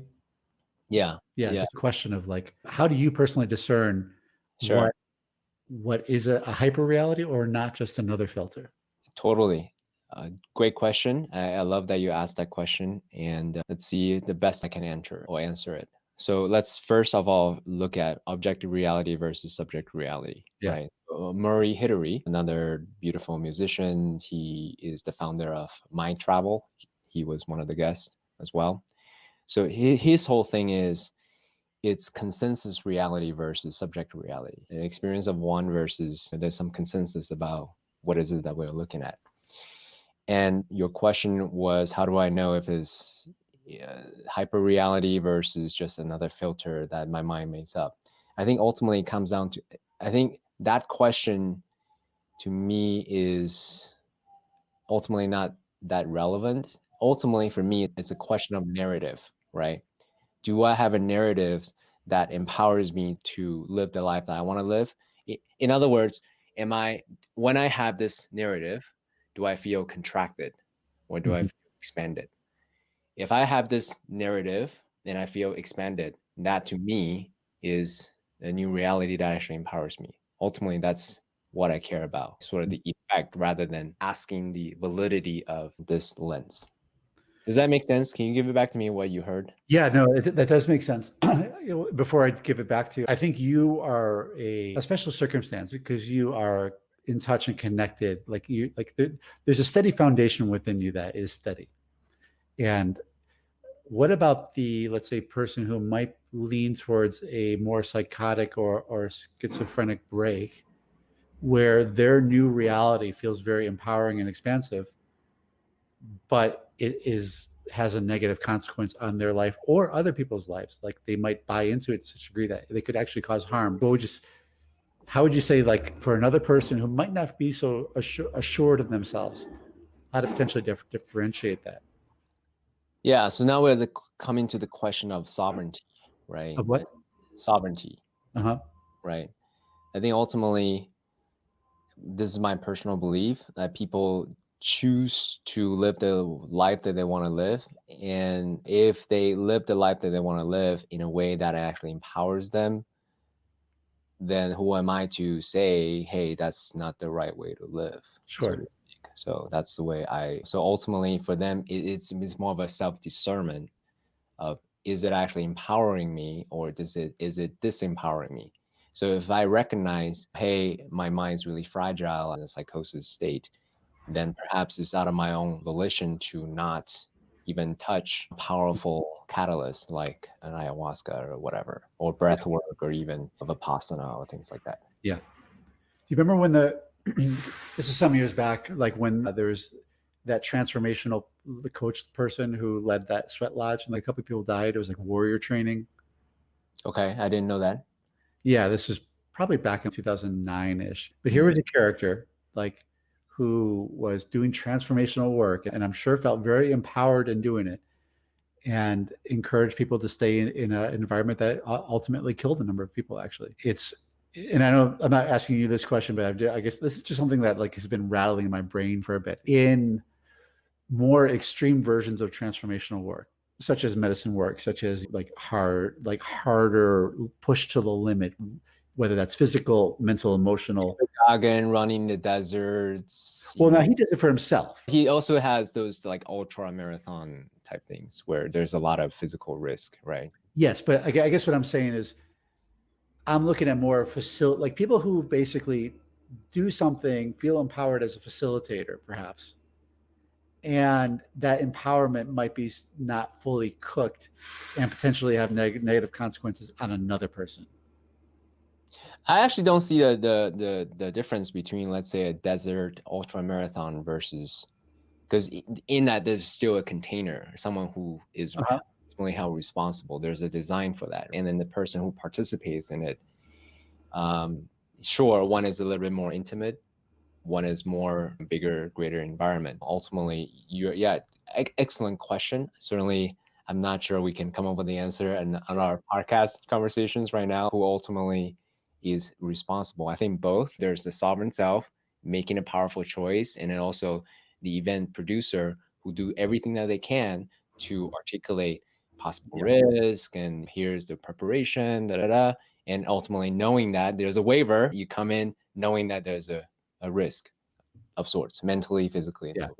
Yeah, I think we could probably move into another thing, but what I'm talking about is how is bringing up a shadow side that can create confusion in people that they think is real, and they follow that confusion, and it actually makes their life worse and can potentially impact other people. And I'm not saying this is you by any means. In fact, I would say you're the opposite of that. But I think it is a conversation that needs to be addressed when we begin to talk about things that do change our perception of reality, whatever reality might be. There is a risk of people confusing empowerment with another belief pattern, which I've seen it hinder people's lives. I've seen people take on a leadership role from a confused place, and now in the leadership role, in their belief, messing up other people's lives under it, basically. So I don't think there's an answer we're trying to get to, but just there, I think, and I've had to do this with myself. If we bring it back to our conversation, I had to be very clear and discerning, and continue to question: am I having what I would say is an objective experience or subjective experience? I think music is a great teacher. We'll segue it back. That two notes that are in tune, there's an objective reality to it. Not everybody hears that. Not everybody hears out of tune. So there is a sort of gap in their awareness that can be tuned to begin to perceive of what is objective and what is subjective. In doing so, I think it reveals how much of almost everything we're doing is subjective. And observing that then actually can create another form of transformation. I would say that music itself, outside of medicine, is a very safe and contained way to find that. I agreed 100%. And I really appreciate this discussion. It's something certainly that I wish I have here's a framework, step by step, a very crisp answer. But I think that kind of misses the point, because the whole point of this podcast conversation is an inquiry of not only within the boundary of our mastery, but also at the brink. And perhaps what does that mean? What does it look like? As space holders, as master teachers, how do we actually ensure that people choose empowered state? Yes. Right? This actually helps them, supports them towards the life they want to create, rather than takes away and robs them from their own sovereignty. Yes. So to your point, bring back to music, your point about, so there was a question here about, are there specific notes or note combinations that actually would predictably get people to certain emotional state?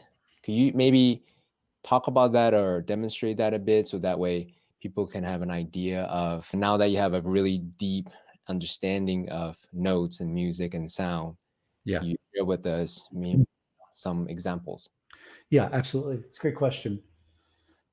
So I think one way to begin to orient around it is thinking about music that appears in film. If anybody's had the opportunity to watch a film, or at least a part of a film that was stripped of the musical soundtrack, especially in an intense scene, a chase scene or a really dramatic scene, you'll notice something. It feels awkward. It doesn't feel right. A big part of what music does in film, in fact, I would say the thing it does is actually helps resonate and create emotional responses to the experience, heighten and almost like triggers the emotional response to meet the acting, and it all blends together in a certain way.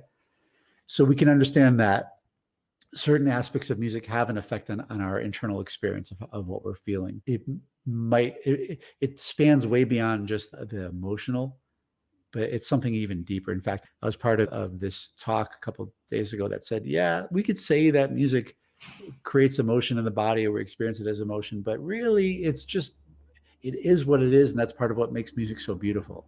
So we could begin to use words to certain sounds to approximate what it's doing within us, but it never really quite gets there. What does get there is the pure direct experience of it. But having said that, understanding with words and beginning to organize it does help us attune to this.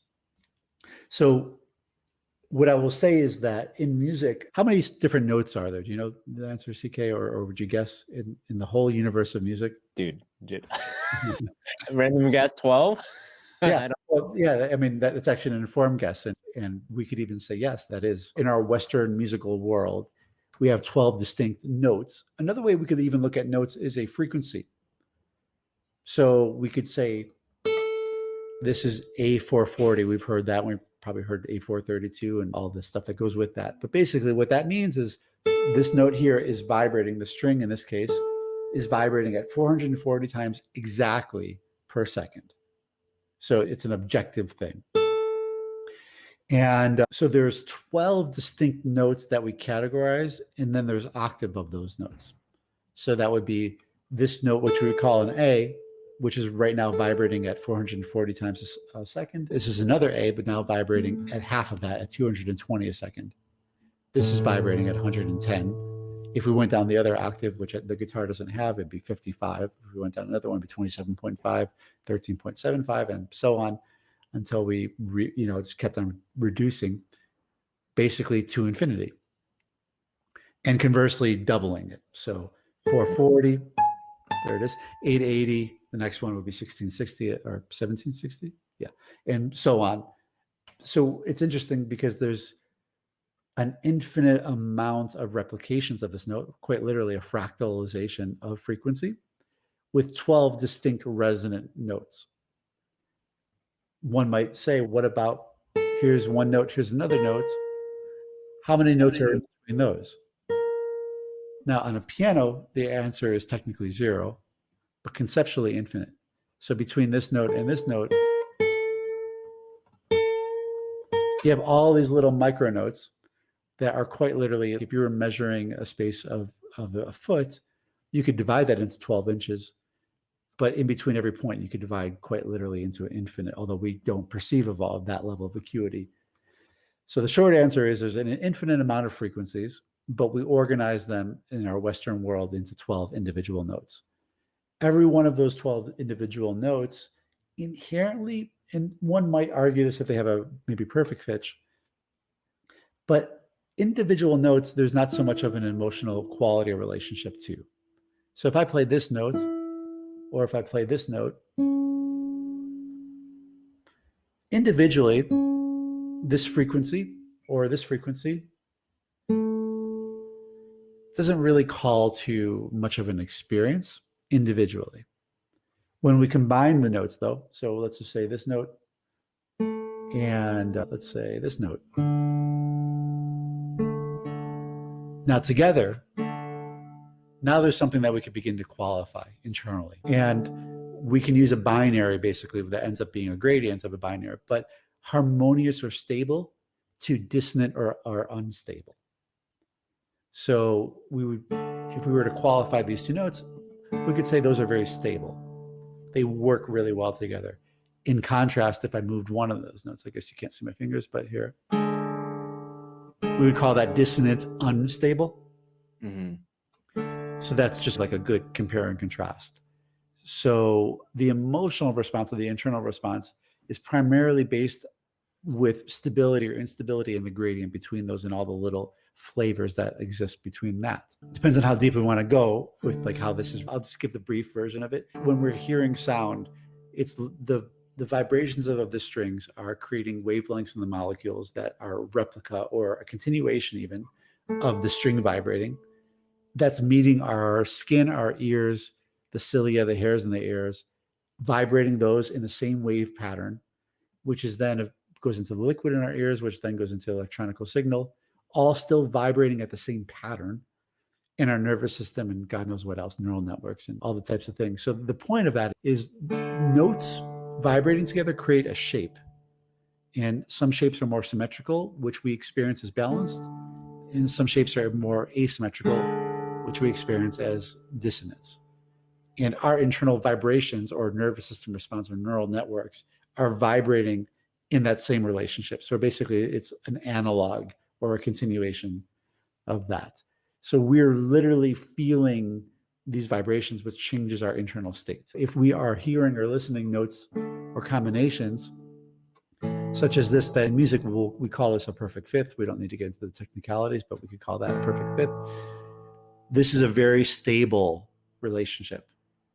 There's two stable relationships primarily. Let's say the octave, which is the doubling of the notes, which is basically just a fractal or a replica.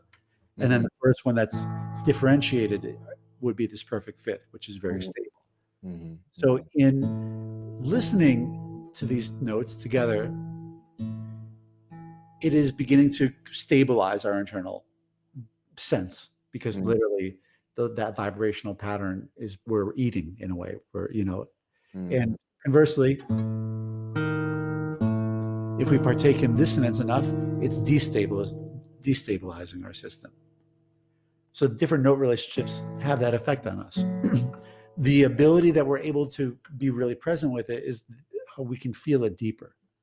So let's say like the person who's not necessarily very musically attuned, maybe they hear it, they like it, but there's even people that can give or take music. Chances are they're not really experiencing what this is doing. They're hearing it, but they're not really experiencing it. Versus the trained musician, let's say, learns to hear and feel this so deeply that they have such a connection to it that they're inside. And I think like when we see musicians and we get intoxicated by it, part of it I think is how deep they are internally. They're going somewhere and they're expressing, but they're not externally oriented. They're so deep inside. And what I found personally is where they are inside or where we are is in the experience of these notes, which have so much to tell us the deeper that we listen to it. So basically, different note combinations have that effect on us. And part of what I would say is like painting with sound as a musician or helping create a different emotional internal atmosphere is playing around with those colors in a way that aligns us to some of those notes. I call this tuning into harmony. And we could even just metaphorically say oftentimes, maybe a lot of us, especially if we're eating a lot of dissonant things, whether that's food or news or whatever it is, begin to get tuned. That life seems like the music of their life feels like this. Or it feels maybe really sharp, like very fast. And yeah, I just had a nervous reaction. Yes. Receiving these sounds, yeah. Yeah, that's what it's doing. It's literally stimulating your nervous system in response. So quite literally, using sound, the notes that help us tune into harmony, into balance, at a tempo that helps our nervous system relax, because faster tempos are more heightened alert sense. Like a panic attack is a very fast internal tempo. If a tiger all of a sudden enters the room, chances are our nervous system will be like, okay, let's chill. So there's a utility to a very fast, heightened nervous system. Mm. It's very expensive energetically. And so basically beginning to work at slower tempos helps reset the brain waves in the nervous system to a place of homeostasis and relaxation, which kind of tells our whole system it's okay right now, versus which says it's not okay right now. Now there's faster, more dissonant music that people love because they might love that feeling of being on edge. And I wouldn't say there's anything wrong with it. I would look at it from a bit of a medical standpoint and say, is that really serving? And you might want to use different types of music and different sound flavors and tempos in different parts of the day to serve what's necessary at that point. Yeah. If you want to get in a productive mode, really long tones might not necessarily organize your brain waves to go into more action. It's why people take Adderall, because it actually speeds up the brain waves. So you might want to find certain tempos that are still healthy, that begin to regulate things, but also move them forward a little bit rather than just like tuning into this like floaty long moment. So a few ideas came to mind. As a technologist, I love to just have a library or a tool belt, a tool set that I can just point and listen to it over and over again. But I don't actually know there's any kind of library other than play my own instrument. But as someone who's a beginner who don't understand any of this, I can duplicate basically what you just demonstrated. Are there musical libraries basically say, hey, if you want to feel stable, play this list. If you want to feel dissonant or there are. There's been some different technological programs that have organized music in that way. I bet you could even find it on Spotify, different playlists. There's also, I don't remember the exact name of it, but it's something like it's the name itself. Let me see if I can look it up real quick. It unfortunately. So while you look, let me say this: the Yeah. ones that I found are complicated musics, because the mind likes lots of different flavors. But what I'm looking for personally is 2 notes, 3 notes, this simplicity. Yeah. What you describe, what you demonstrated, not the complicated, piano music all over the place type stuff. Yeah. Offhand, I'm not sure. Okay. So this thing it's mynoise.net. And this person has put together all these different noise. He calls sound generators. I wish it wasn't noise, because noise has a negative connotation in my mind versus anyway. And it has a whole lot of different binaural beats, and it's this beautiful thing. You'll love it, man, because you could actually mix in different things that you want to play. Like it's an amazing tool. As far as some of my earlier music that I've released, which was music for yoga, is basically some of that more like simple approach to it.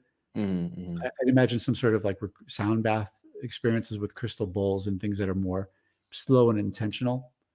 But I think as you ask that, what comes to mind is there's probably a need for more of it, and I don't know how much of it exists. Hey man, telling you, there's a group of us who is looking for the simple, not the fancy. Because to me, it's less about like a buffet. I don't need a full buffet. I just want to get me to some physiological, emotional state, and also as a way to train myself to deepen my own appreciation and a relationship with sound. Which I would say, as a listener, yes. As a participant in doing the process yourself, it's got to be, I don't know what X return is, but many more. Like listening to me play these 2 notes over and over in a meditative way versus you figuring out or finding out or learning how to do that yourself.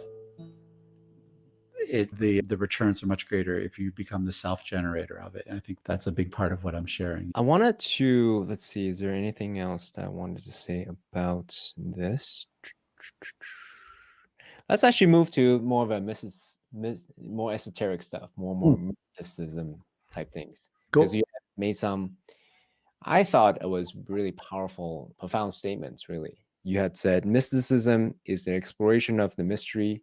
So say a little bit more about that. Like, why do you even care to study that? And then we can go from there. One of the things I heard Robert say that really impacted me, Robert Fripp, that, let me see how to recall it as close to what he said, that to mastery comes from the root word of master, I'm paraphrasing, which is masculine. And there's no sort of, in our vernacular, the feminine counterpoint to it. But maybe mystery could be that if we look at it. So we have mastery and mystery in a way. And I think where people oftentimes go wrong, and myself included, my previous ages, trying to master the mystery, where you can't master the mystery, first of all, and the mystery isn't to be mastered. But mysticism would be the exploration of the mystery, I would say. So what is the mystery in life? It could rant all of it in a way. Is what is reality? What is spirituality? What is spirit? What is God? How do rituals change our internal space, soul, all these types of things? So I found interest in exploring, less so now, honestly, but what's going on? And at a level that seemingly science can't touch or answer or hasn't yet, or even the mind, something deeper. Like when I feel something that one might call divinity or the divine experience or my soul, what is that thing? And what are these different traditions that have formed around that? Kabbalah has been a big part of my study. Sufism to some degree, specifically via Hazrat Inayat Khan, who wrote amazing books, The Mysticism of Sound and Music, that really explored this relationship that we could feel and sense, and words might become very poetic and lead us to it, but never really get us there. I guess from a very young age, I've been a seeker and very curious to what is going on. Like something top level societal interaction never felt like the real stuff to me. Yeah. Identities, occupations, like I guess egoic relationship to life in the world. From a very young age, just was like, no, that's not it. And maybe my experiences with music and my just love for music and musicians and what that seems to be led that inquiry. And I think part of it, the mysticism of literally of sound and music, is like beyond all the vibrations, all the stuff we just talked about, and the neural networks and this and that. Like, what the fuck? Like, how is it that we've had that music is here? What is that even? Like beyond just like the intellectual approach. I'll give a quick kind of like intrigue that I've had that seems to give an example of this. It's the relationship to music as an intelligence that goes beyond this world, let's say. So if we think about music as a means to help organize consciousness, organize people, and evolve it, and not just from a scientific standpoint, but sort of from this understanding of it's a consciousness entering in our world to guide us somewhere. So pre-verbal humans, whatever those things might have been, they're together in small little groups. Somebody's hunting, they capture something, they find some food, they want to call the group together. They don't know how to do it because they don't have words to use for it. So maybe they make a sound. There's lots of sounds in the environment. So maybe they pick up a log and smack it together. That's just a singular sound. And that might engage the attention of awareness. Oh, something just happened. I don't know what it is. It could be random. Let's say there's two. That's beginning to become a pattern that engages the awareness even deeper into, something that's more than just something random, but it still might be random. But I'm a little bit more called to the sound. Then you have a three pattern. Now we have a pattern. Chances of that being random are highly unlikely compared to it being intentional. That organizes the mind a little bit more into seeking for that. Now people are coming together. Now maybe they're participating together. That's bringing them into synchrony.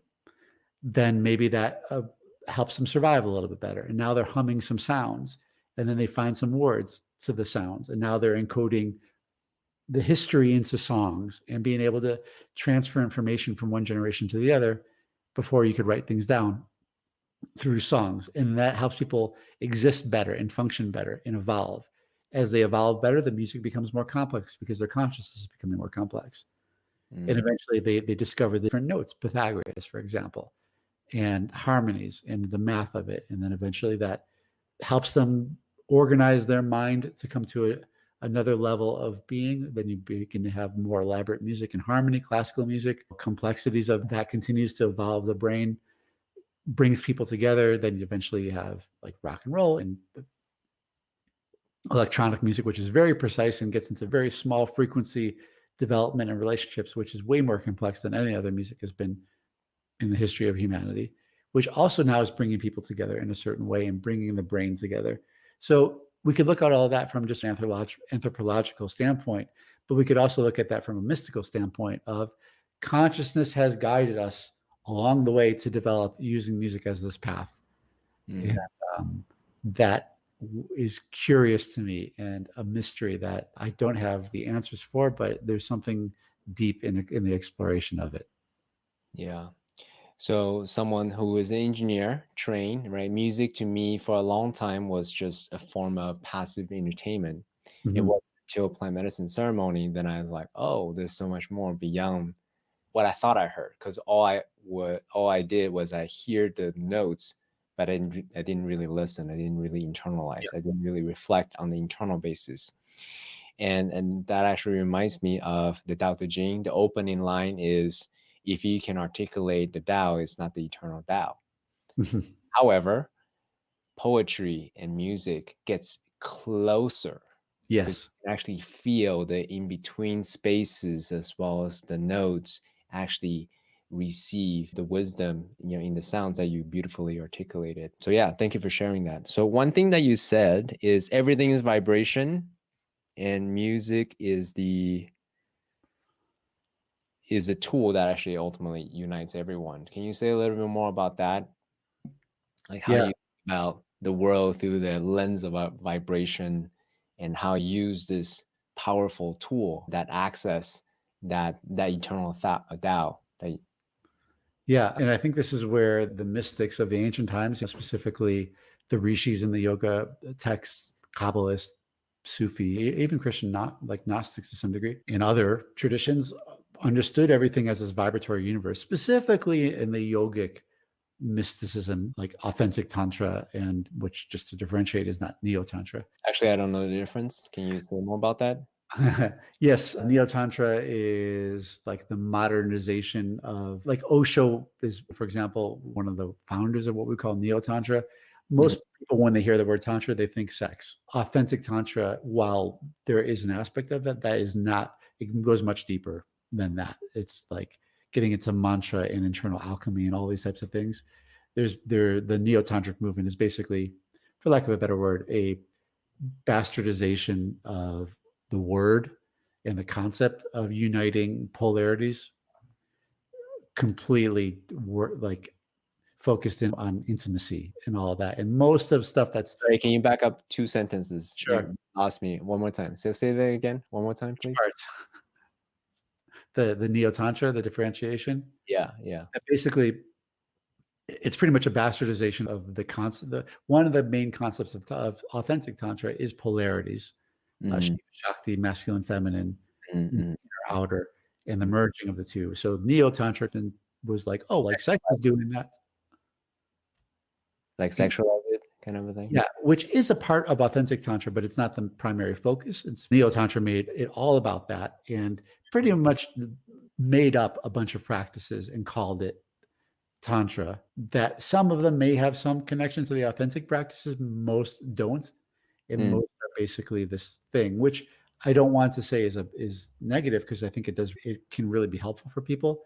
But just to differentiate, when I am speaking about tantra, it's actually the authentic texts and not what we would consider neo-tantra. So anyway, mystics understood everything as a vibrational thing, the universe itself as a vibrational entity.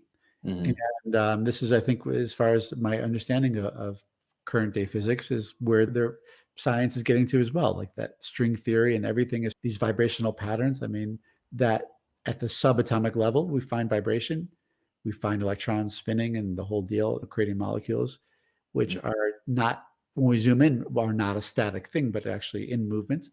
And that creates crystallization that we would call matter, which seems very stable and not moving. But if we zoomed in, we would see that there is movement. And if we zoom out into the more macro universe, we see there's movement as well. We're on a planet that is moving around a star that's also in motion. And the galaxy, the Milky Way, is spiraling in movement. So as far as our observation, we could see both the macro and the micro as movement being a constant, although movement can coalesce into forms of stability, which is where I see music as this etheric thing that it does. it coalesces stability to some degree with movement. Mhm. So when those notes are vibrating in relationship that's stable, it's almost like we have a musical molecule in a way, and we could build upon that. And then there's levels of dissonance. Just in chemistry, we break apart molecules. I don't know chemistry, but I think that's what they do. Or if you transform things from one state into another, Mhm. changing things up, and there's an active dissonance in that movement, or changing the tempo where it becomes unstable. When you heat up water, you're literally changing the tempo of water. Temperature, temp is the root of it. Where those molecules are getting faster and faster, where they begin to release their matter form or become gas at that point, versus when you slow down the tempo of water, i.e. make it colder temperature, it begins to crystallize into literal crystals, into ice crystals. So there's a play of balance and change and all this type of things, which I think music is a beautiful map to all of that. Basically, that's one of the aspects of it. Yeah, no, this is great. I really appreciate that. So if you look at the fractal nature of really from the molecules to human beings to family units to communities to societies and the whole planet and then universal. So you can go all the way up, all the way down. Yeah. So how are you, from your perspective, because you share part of your yoga of sound is to use sound as a way to self-regulate Yes. the self. And so let's actually inquire further beyond the self. How do you see sound / music as a way to access the consciousness of, again, oneself, as well as the group, as well as the family unit, and so on, expansion from that? Yeah, I think the harmony of oneself as the primary thing. As a musician, to play something that is harmonious, and I'm not necessarily just talking about harmonious sounds, but let's say stable. Even if it's dissonant, there's a way to do that is stable, or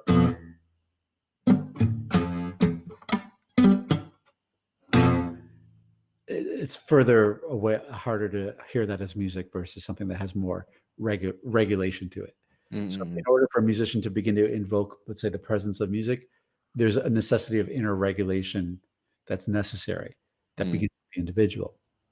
When two or more people do that together, something greater occurs. A band playing together in sync together creates something that's the sum is larger than the parts. Something greater comes from that. In doing so, now you have, let's say, 3 or 4 people internally synced up to themselves and their process and this intelligence of music, and with each other who are all doing that as well. So there's kind of these greater levels of feedback loop of individual alignment and awareness of alignment with music, and specifically time as, let's say, one of the etheric grids or the intangible grids within all. That's coalescing and creating something that attracts humans. It when a human hears, let's say, a group of 4 people or 40 doing that, I think it help we resonate. We feel it. Something, it aligns the listener as well, especially if they're listening deeper.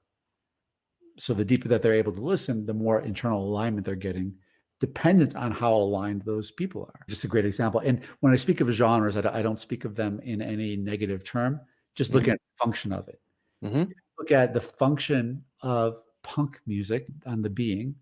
Punk is it's an answer to too much order. Let's say when punk music came out, it was ordered disorder, and it creates ordered disorder. If you even look at the fashion of punk music, the asymmetries of the thing and the spikes, and like it has this sort of thing. And if you looked at people slam dancing, for example, you see quite literally this violence being generated by the music, this aggression, because the music is, people are receiving the aggression of the people and they're expressing it. I'm not saying that's good or bad. That's just doing what that is. Sometimes it can be cathartic.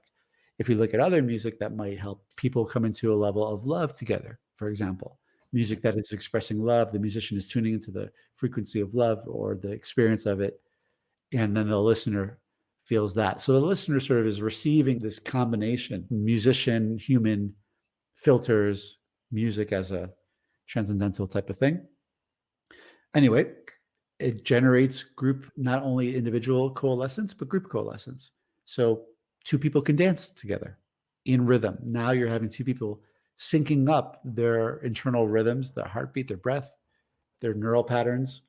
And when that happens, I think we experience something that feels more of a unity than a dissonance. When people begin to resonate together, become entrained together, there's a sense of merging that I don't know why it is, but we seem to like it as humans. And it seems that the more we do that, the more we exist in peace.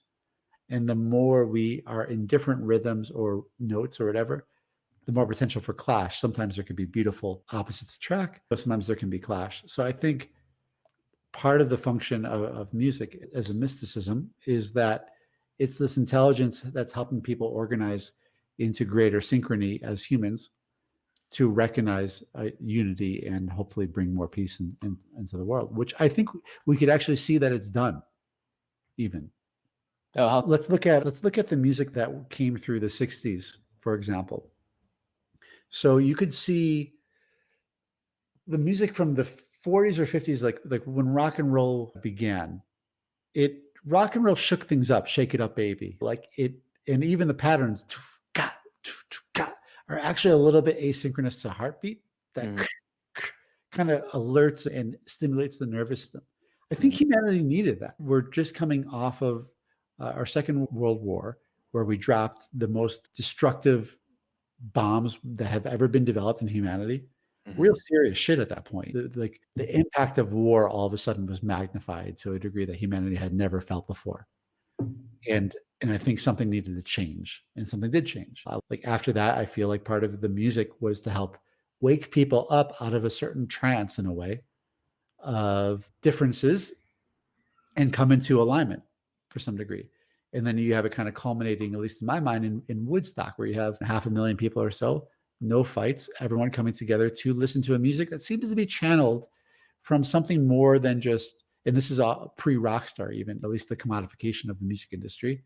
But this is people who were called to this music. Jimi Hendrix, he wasn't trying to be something. That's who he was. This was coming through him, and it brought people together into a different level of consciousness.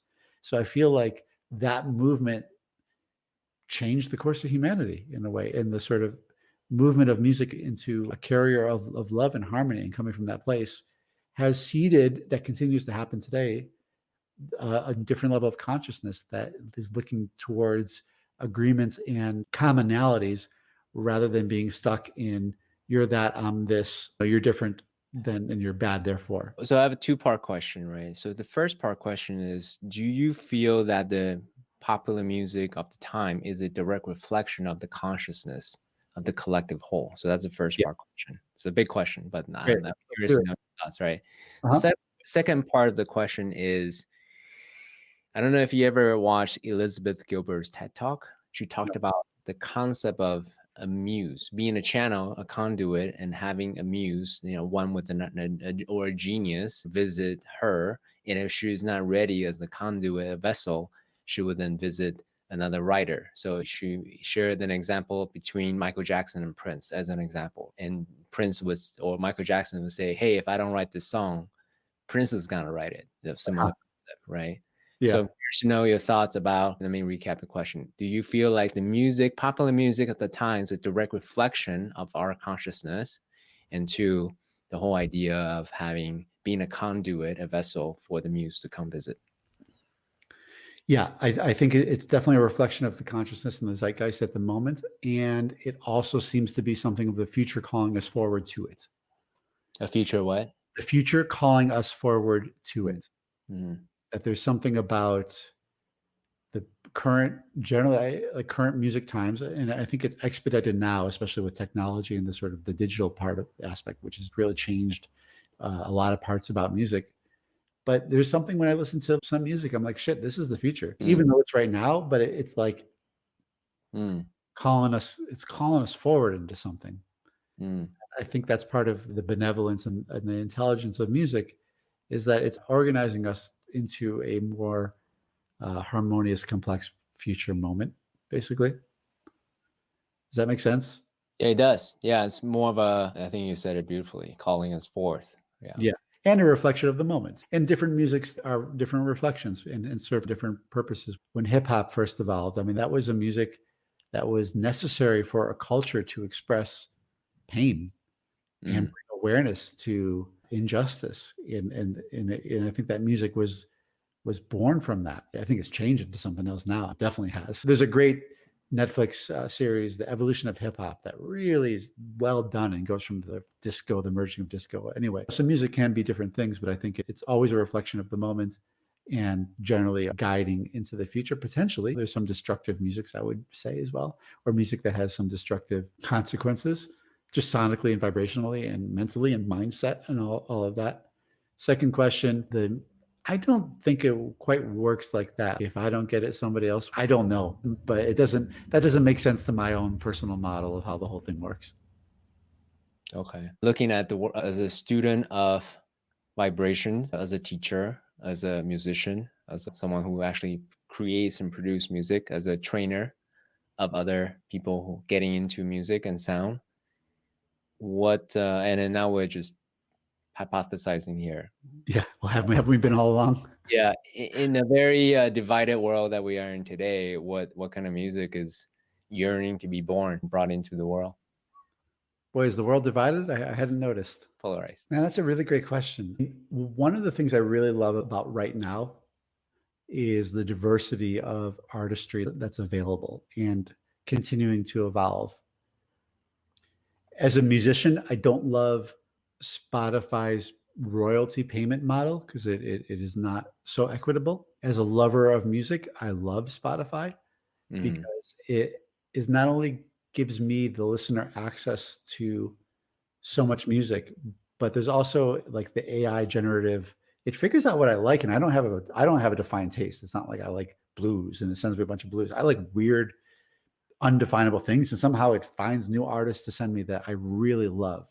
So I think there is the beauty of the diversification of music right now is amazing, because I think there's more room than ever for an artist to share their unique voice that touches people, and the less need to have a mass audience. Mass audiences were more necessary in the past because it didn't make sense to print any less than X amount of albums or CDs because there was just like hard costs to doing it. It didn't make sense to tour to unless there's X amount of people. So you needed a certain level of foundation, critical mass, to make it sustainable. That's not the case now. It's like I forgot who wrote that thing, but the 1,000 True Fans, like Kevin Kelly. Yeah, just that model. So somebody like myself, who I haven't released any music recently, but my music that I've released for yoga, there's a consistent amount of listens that blows my mind that it happens. That wouldn't have happened in the 80s. That many people buying the CD, finding the CD, it just wouldn't have happened. But now the distribution model has become decentralized. So I think I don't know what type of music it is. I think it's more of perhaps the diversity of music that becomes available to speak to different people who need to hear different messages in a certain way. And there's sort of, as humanity become more diverse individuals, and I think that's part of what is part of the divide in a way, is like a growing pains of more uniqueness. And both of sides of the division, I think, are freaked out by it in a way. You've got like the conservatives freaked out by people who are playing with gender fluidity and different aspects of identity. And then you've got people on the left freaked out by people who are playing with different levels of sovereignty and exploring what does freedom really mean and what is civilian right versus government. Anyway, I think there's like depth. I think part of it is new versions of freedom that people are exploring that can create a dissonance from different perspectives. And I think maybe the healing of it is both embracing that we're growing into greater levels of diversity, and that the music offers that for different people and maybe guides us to embracing that, rather than that we could have a harmony of diversity rather than homogeny of unity. Yeah.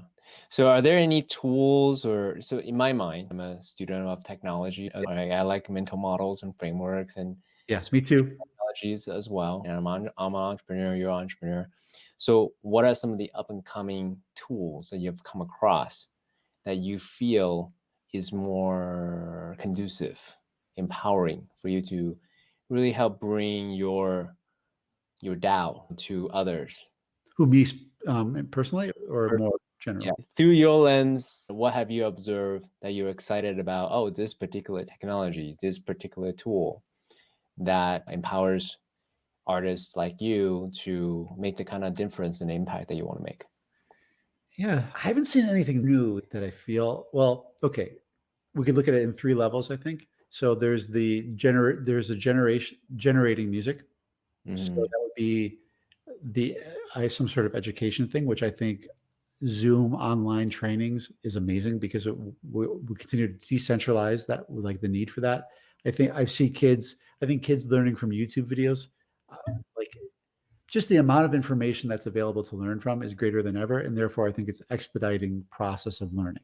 When I was Mhm. a kid, there's VHS tapes you could order for $50 of the guitar player, and it was that or your local teacher.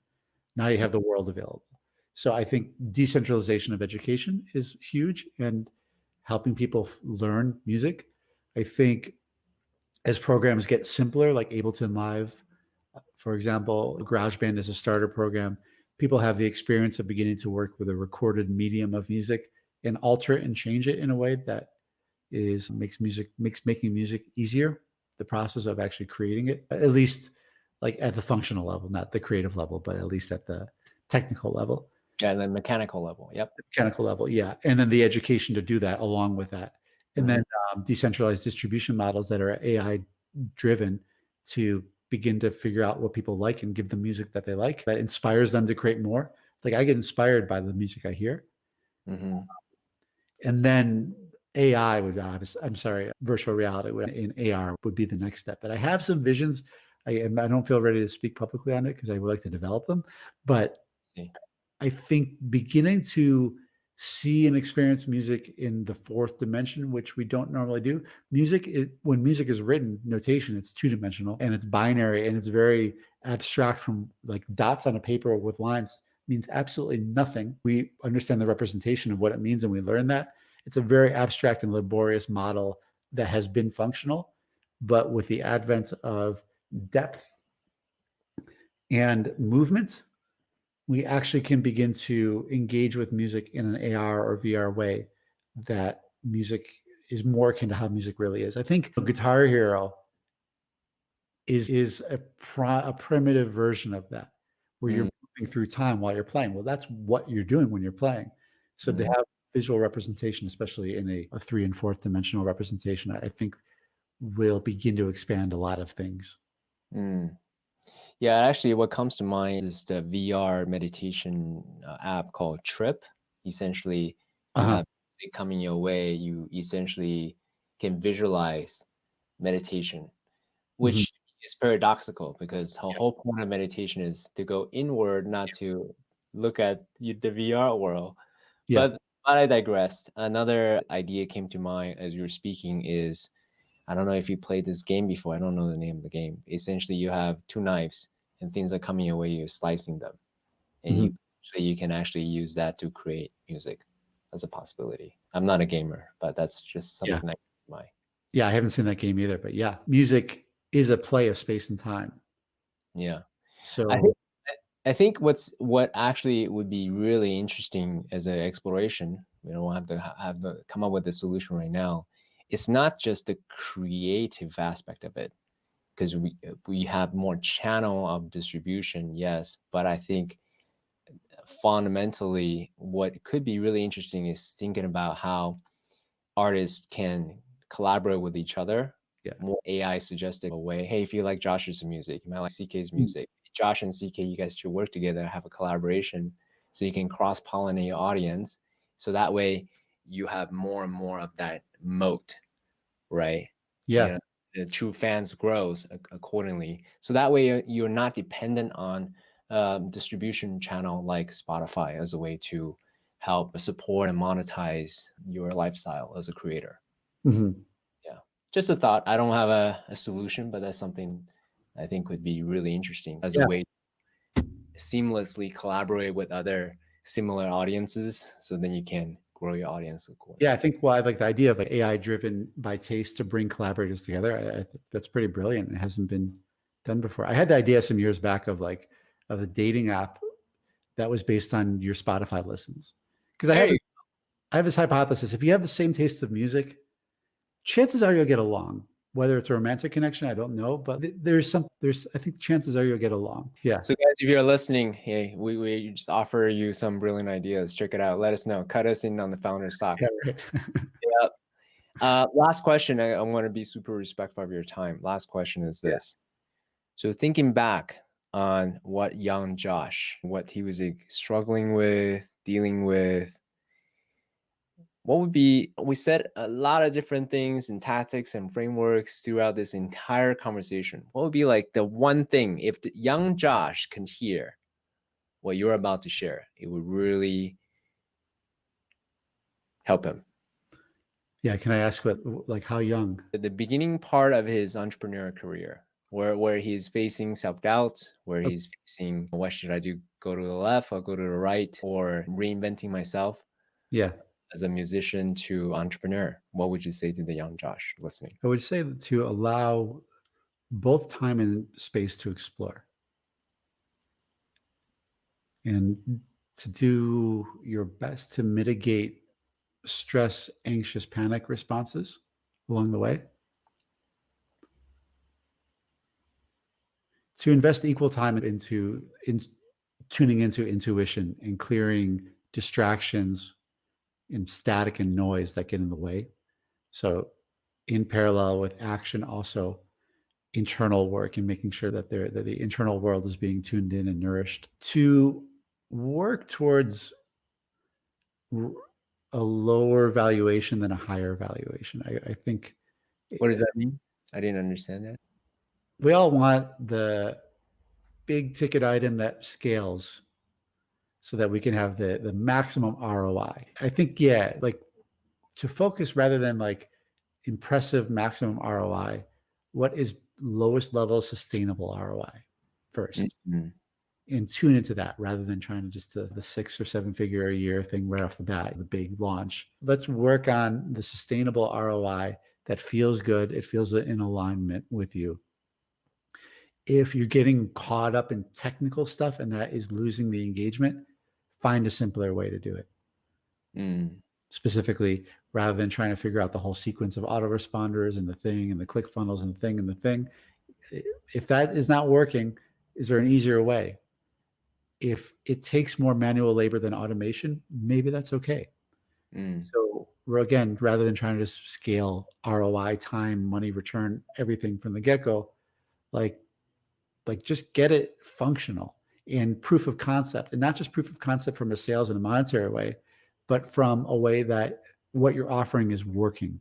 So focus in on the actuality of the product, for lack of a better word, the offering, the process that you are trading for money. Work on that and trust that when that's developed and that's coming from a place of value and support for other people, then the return will begin to happen naturally. And then the scale will also begin to happen as a natural reflection of that. Those are the things I would say.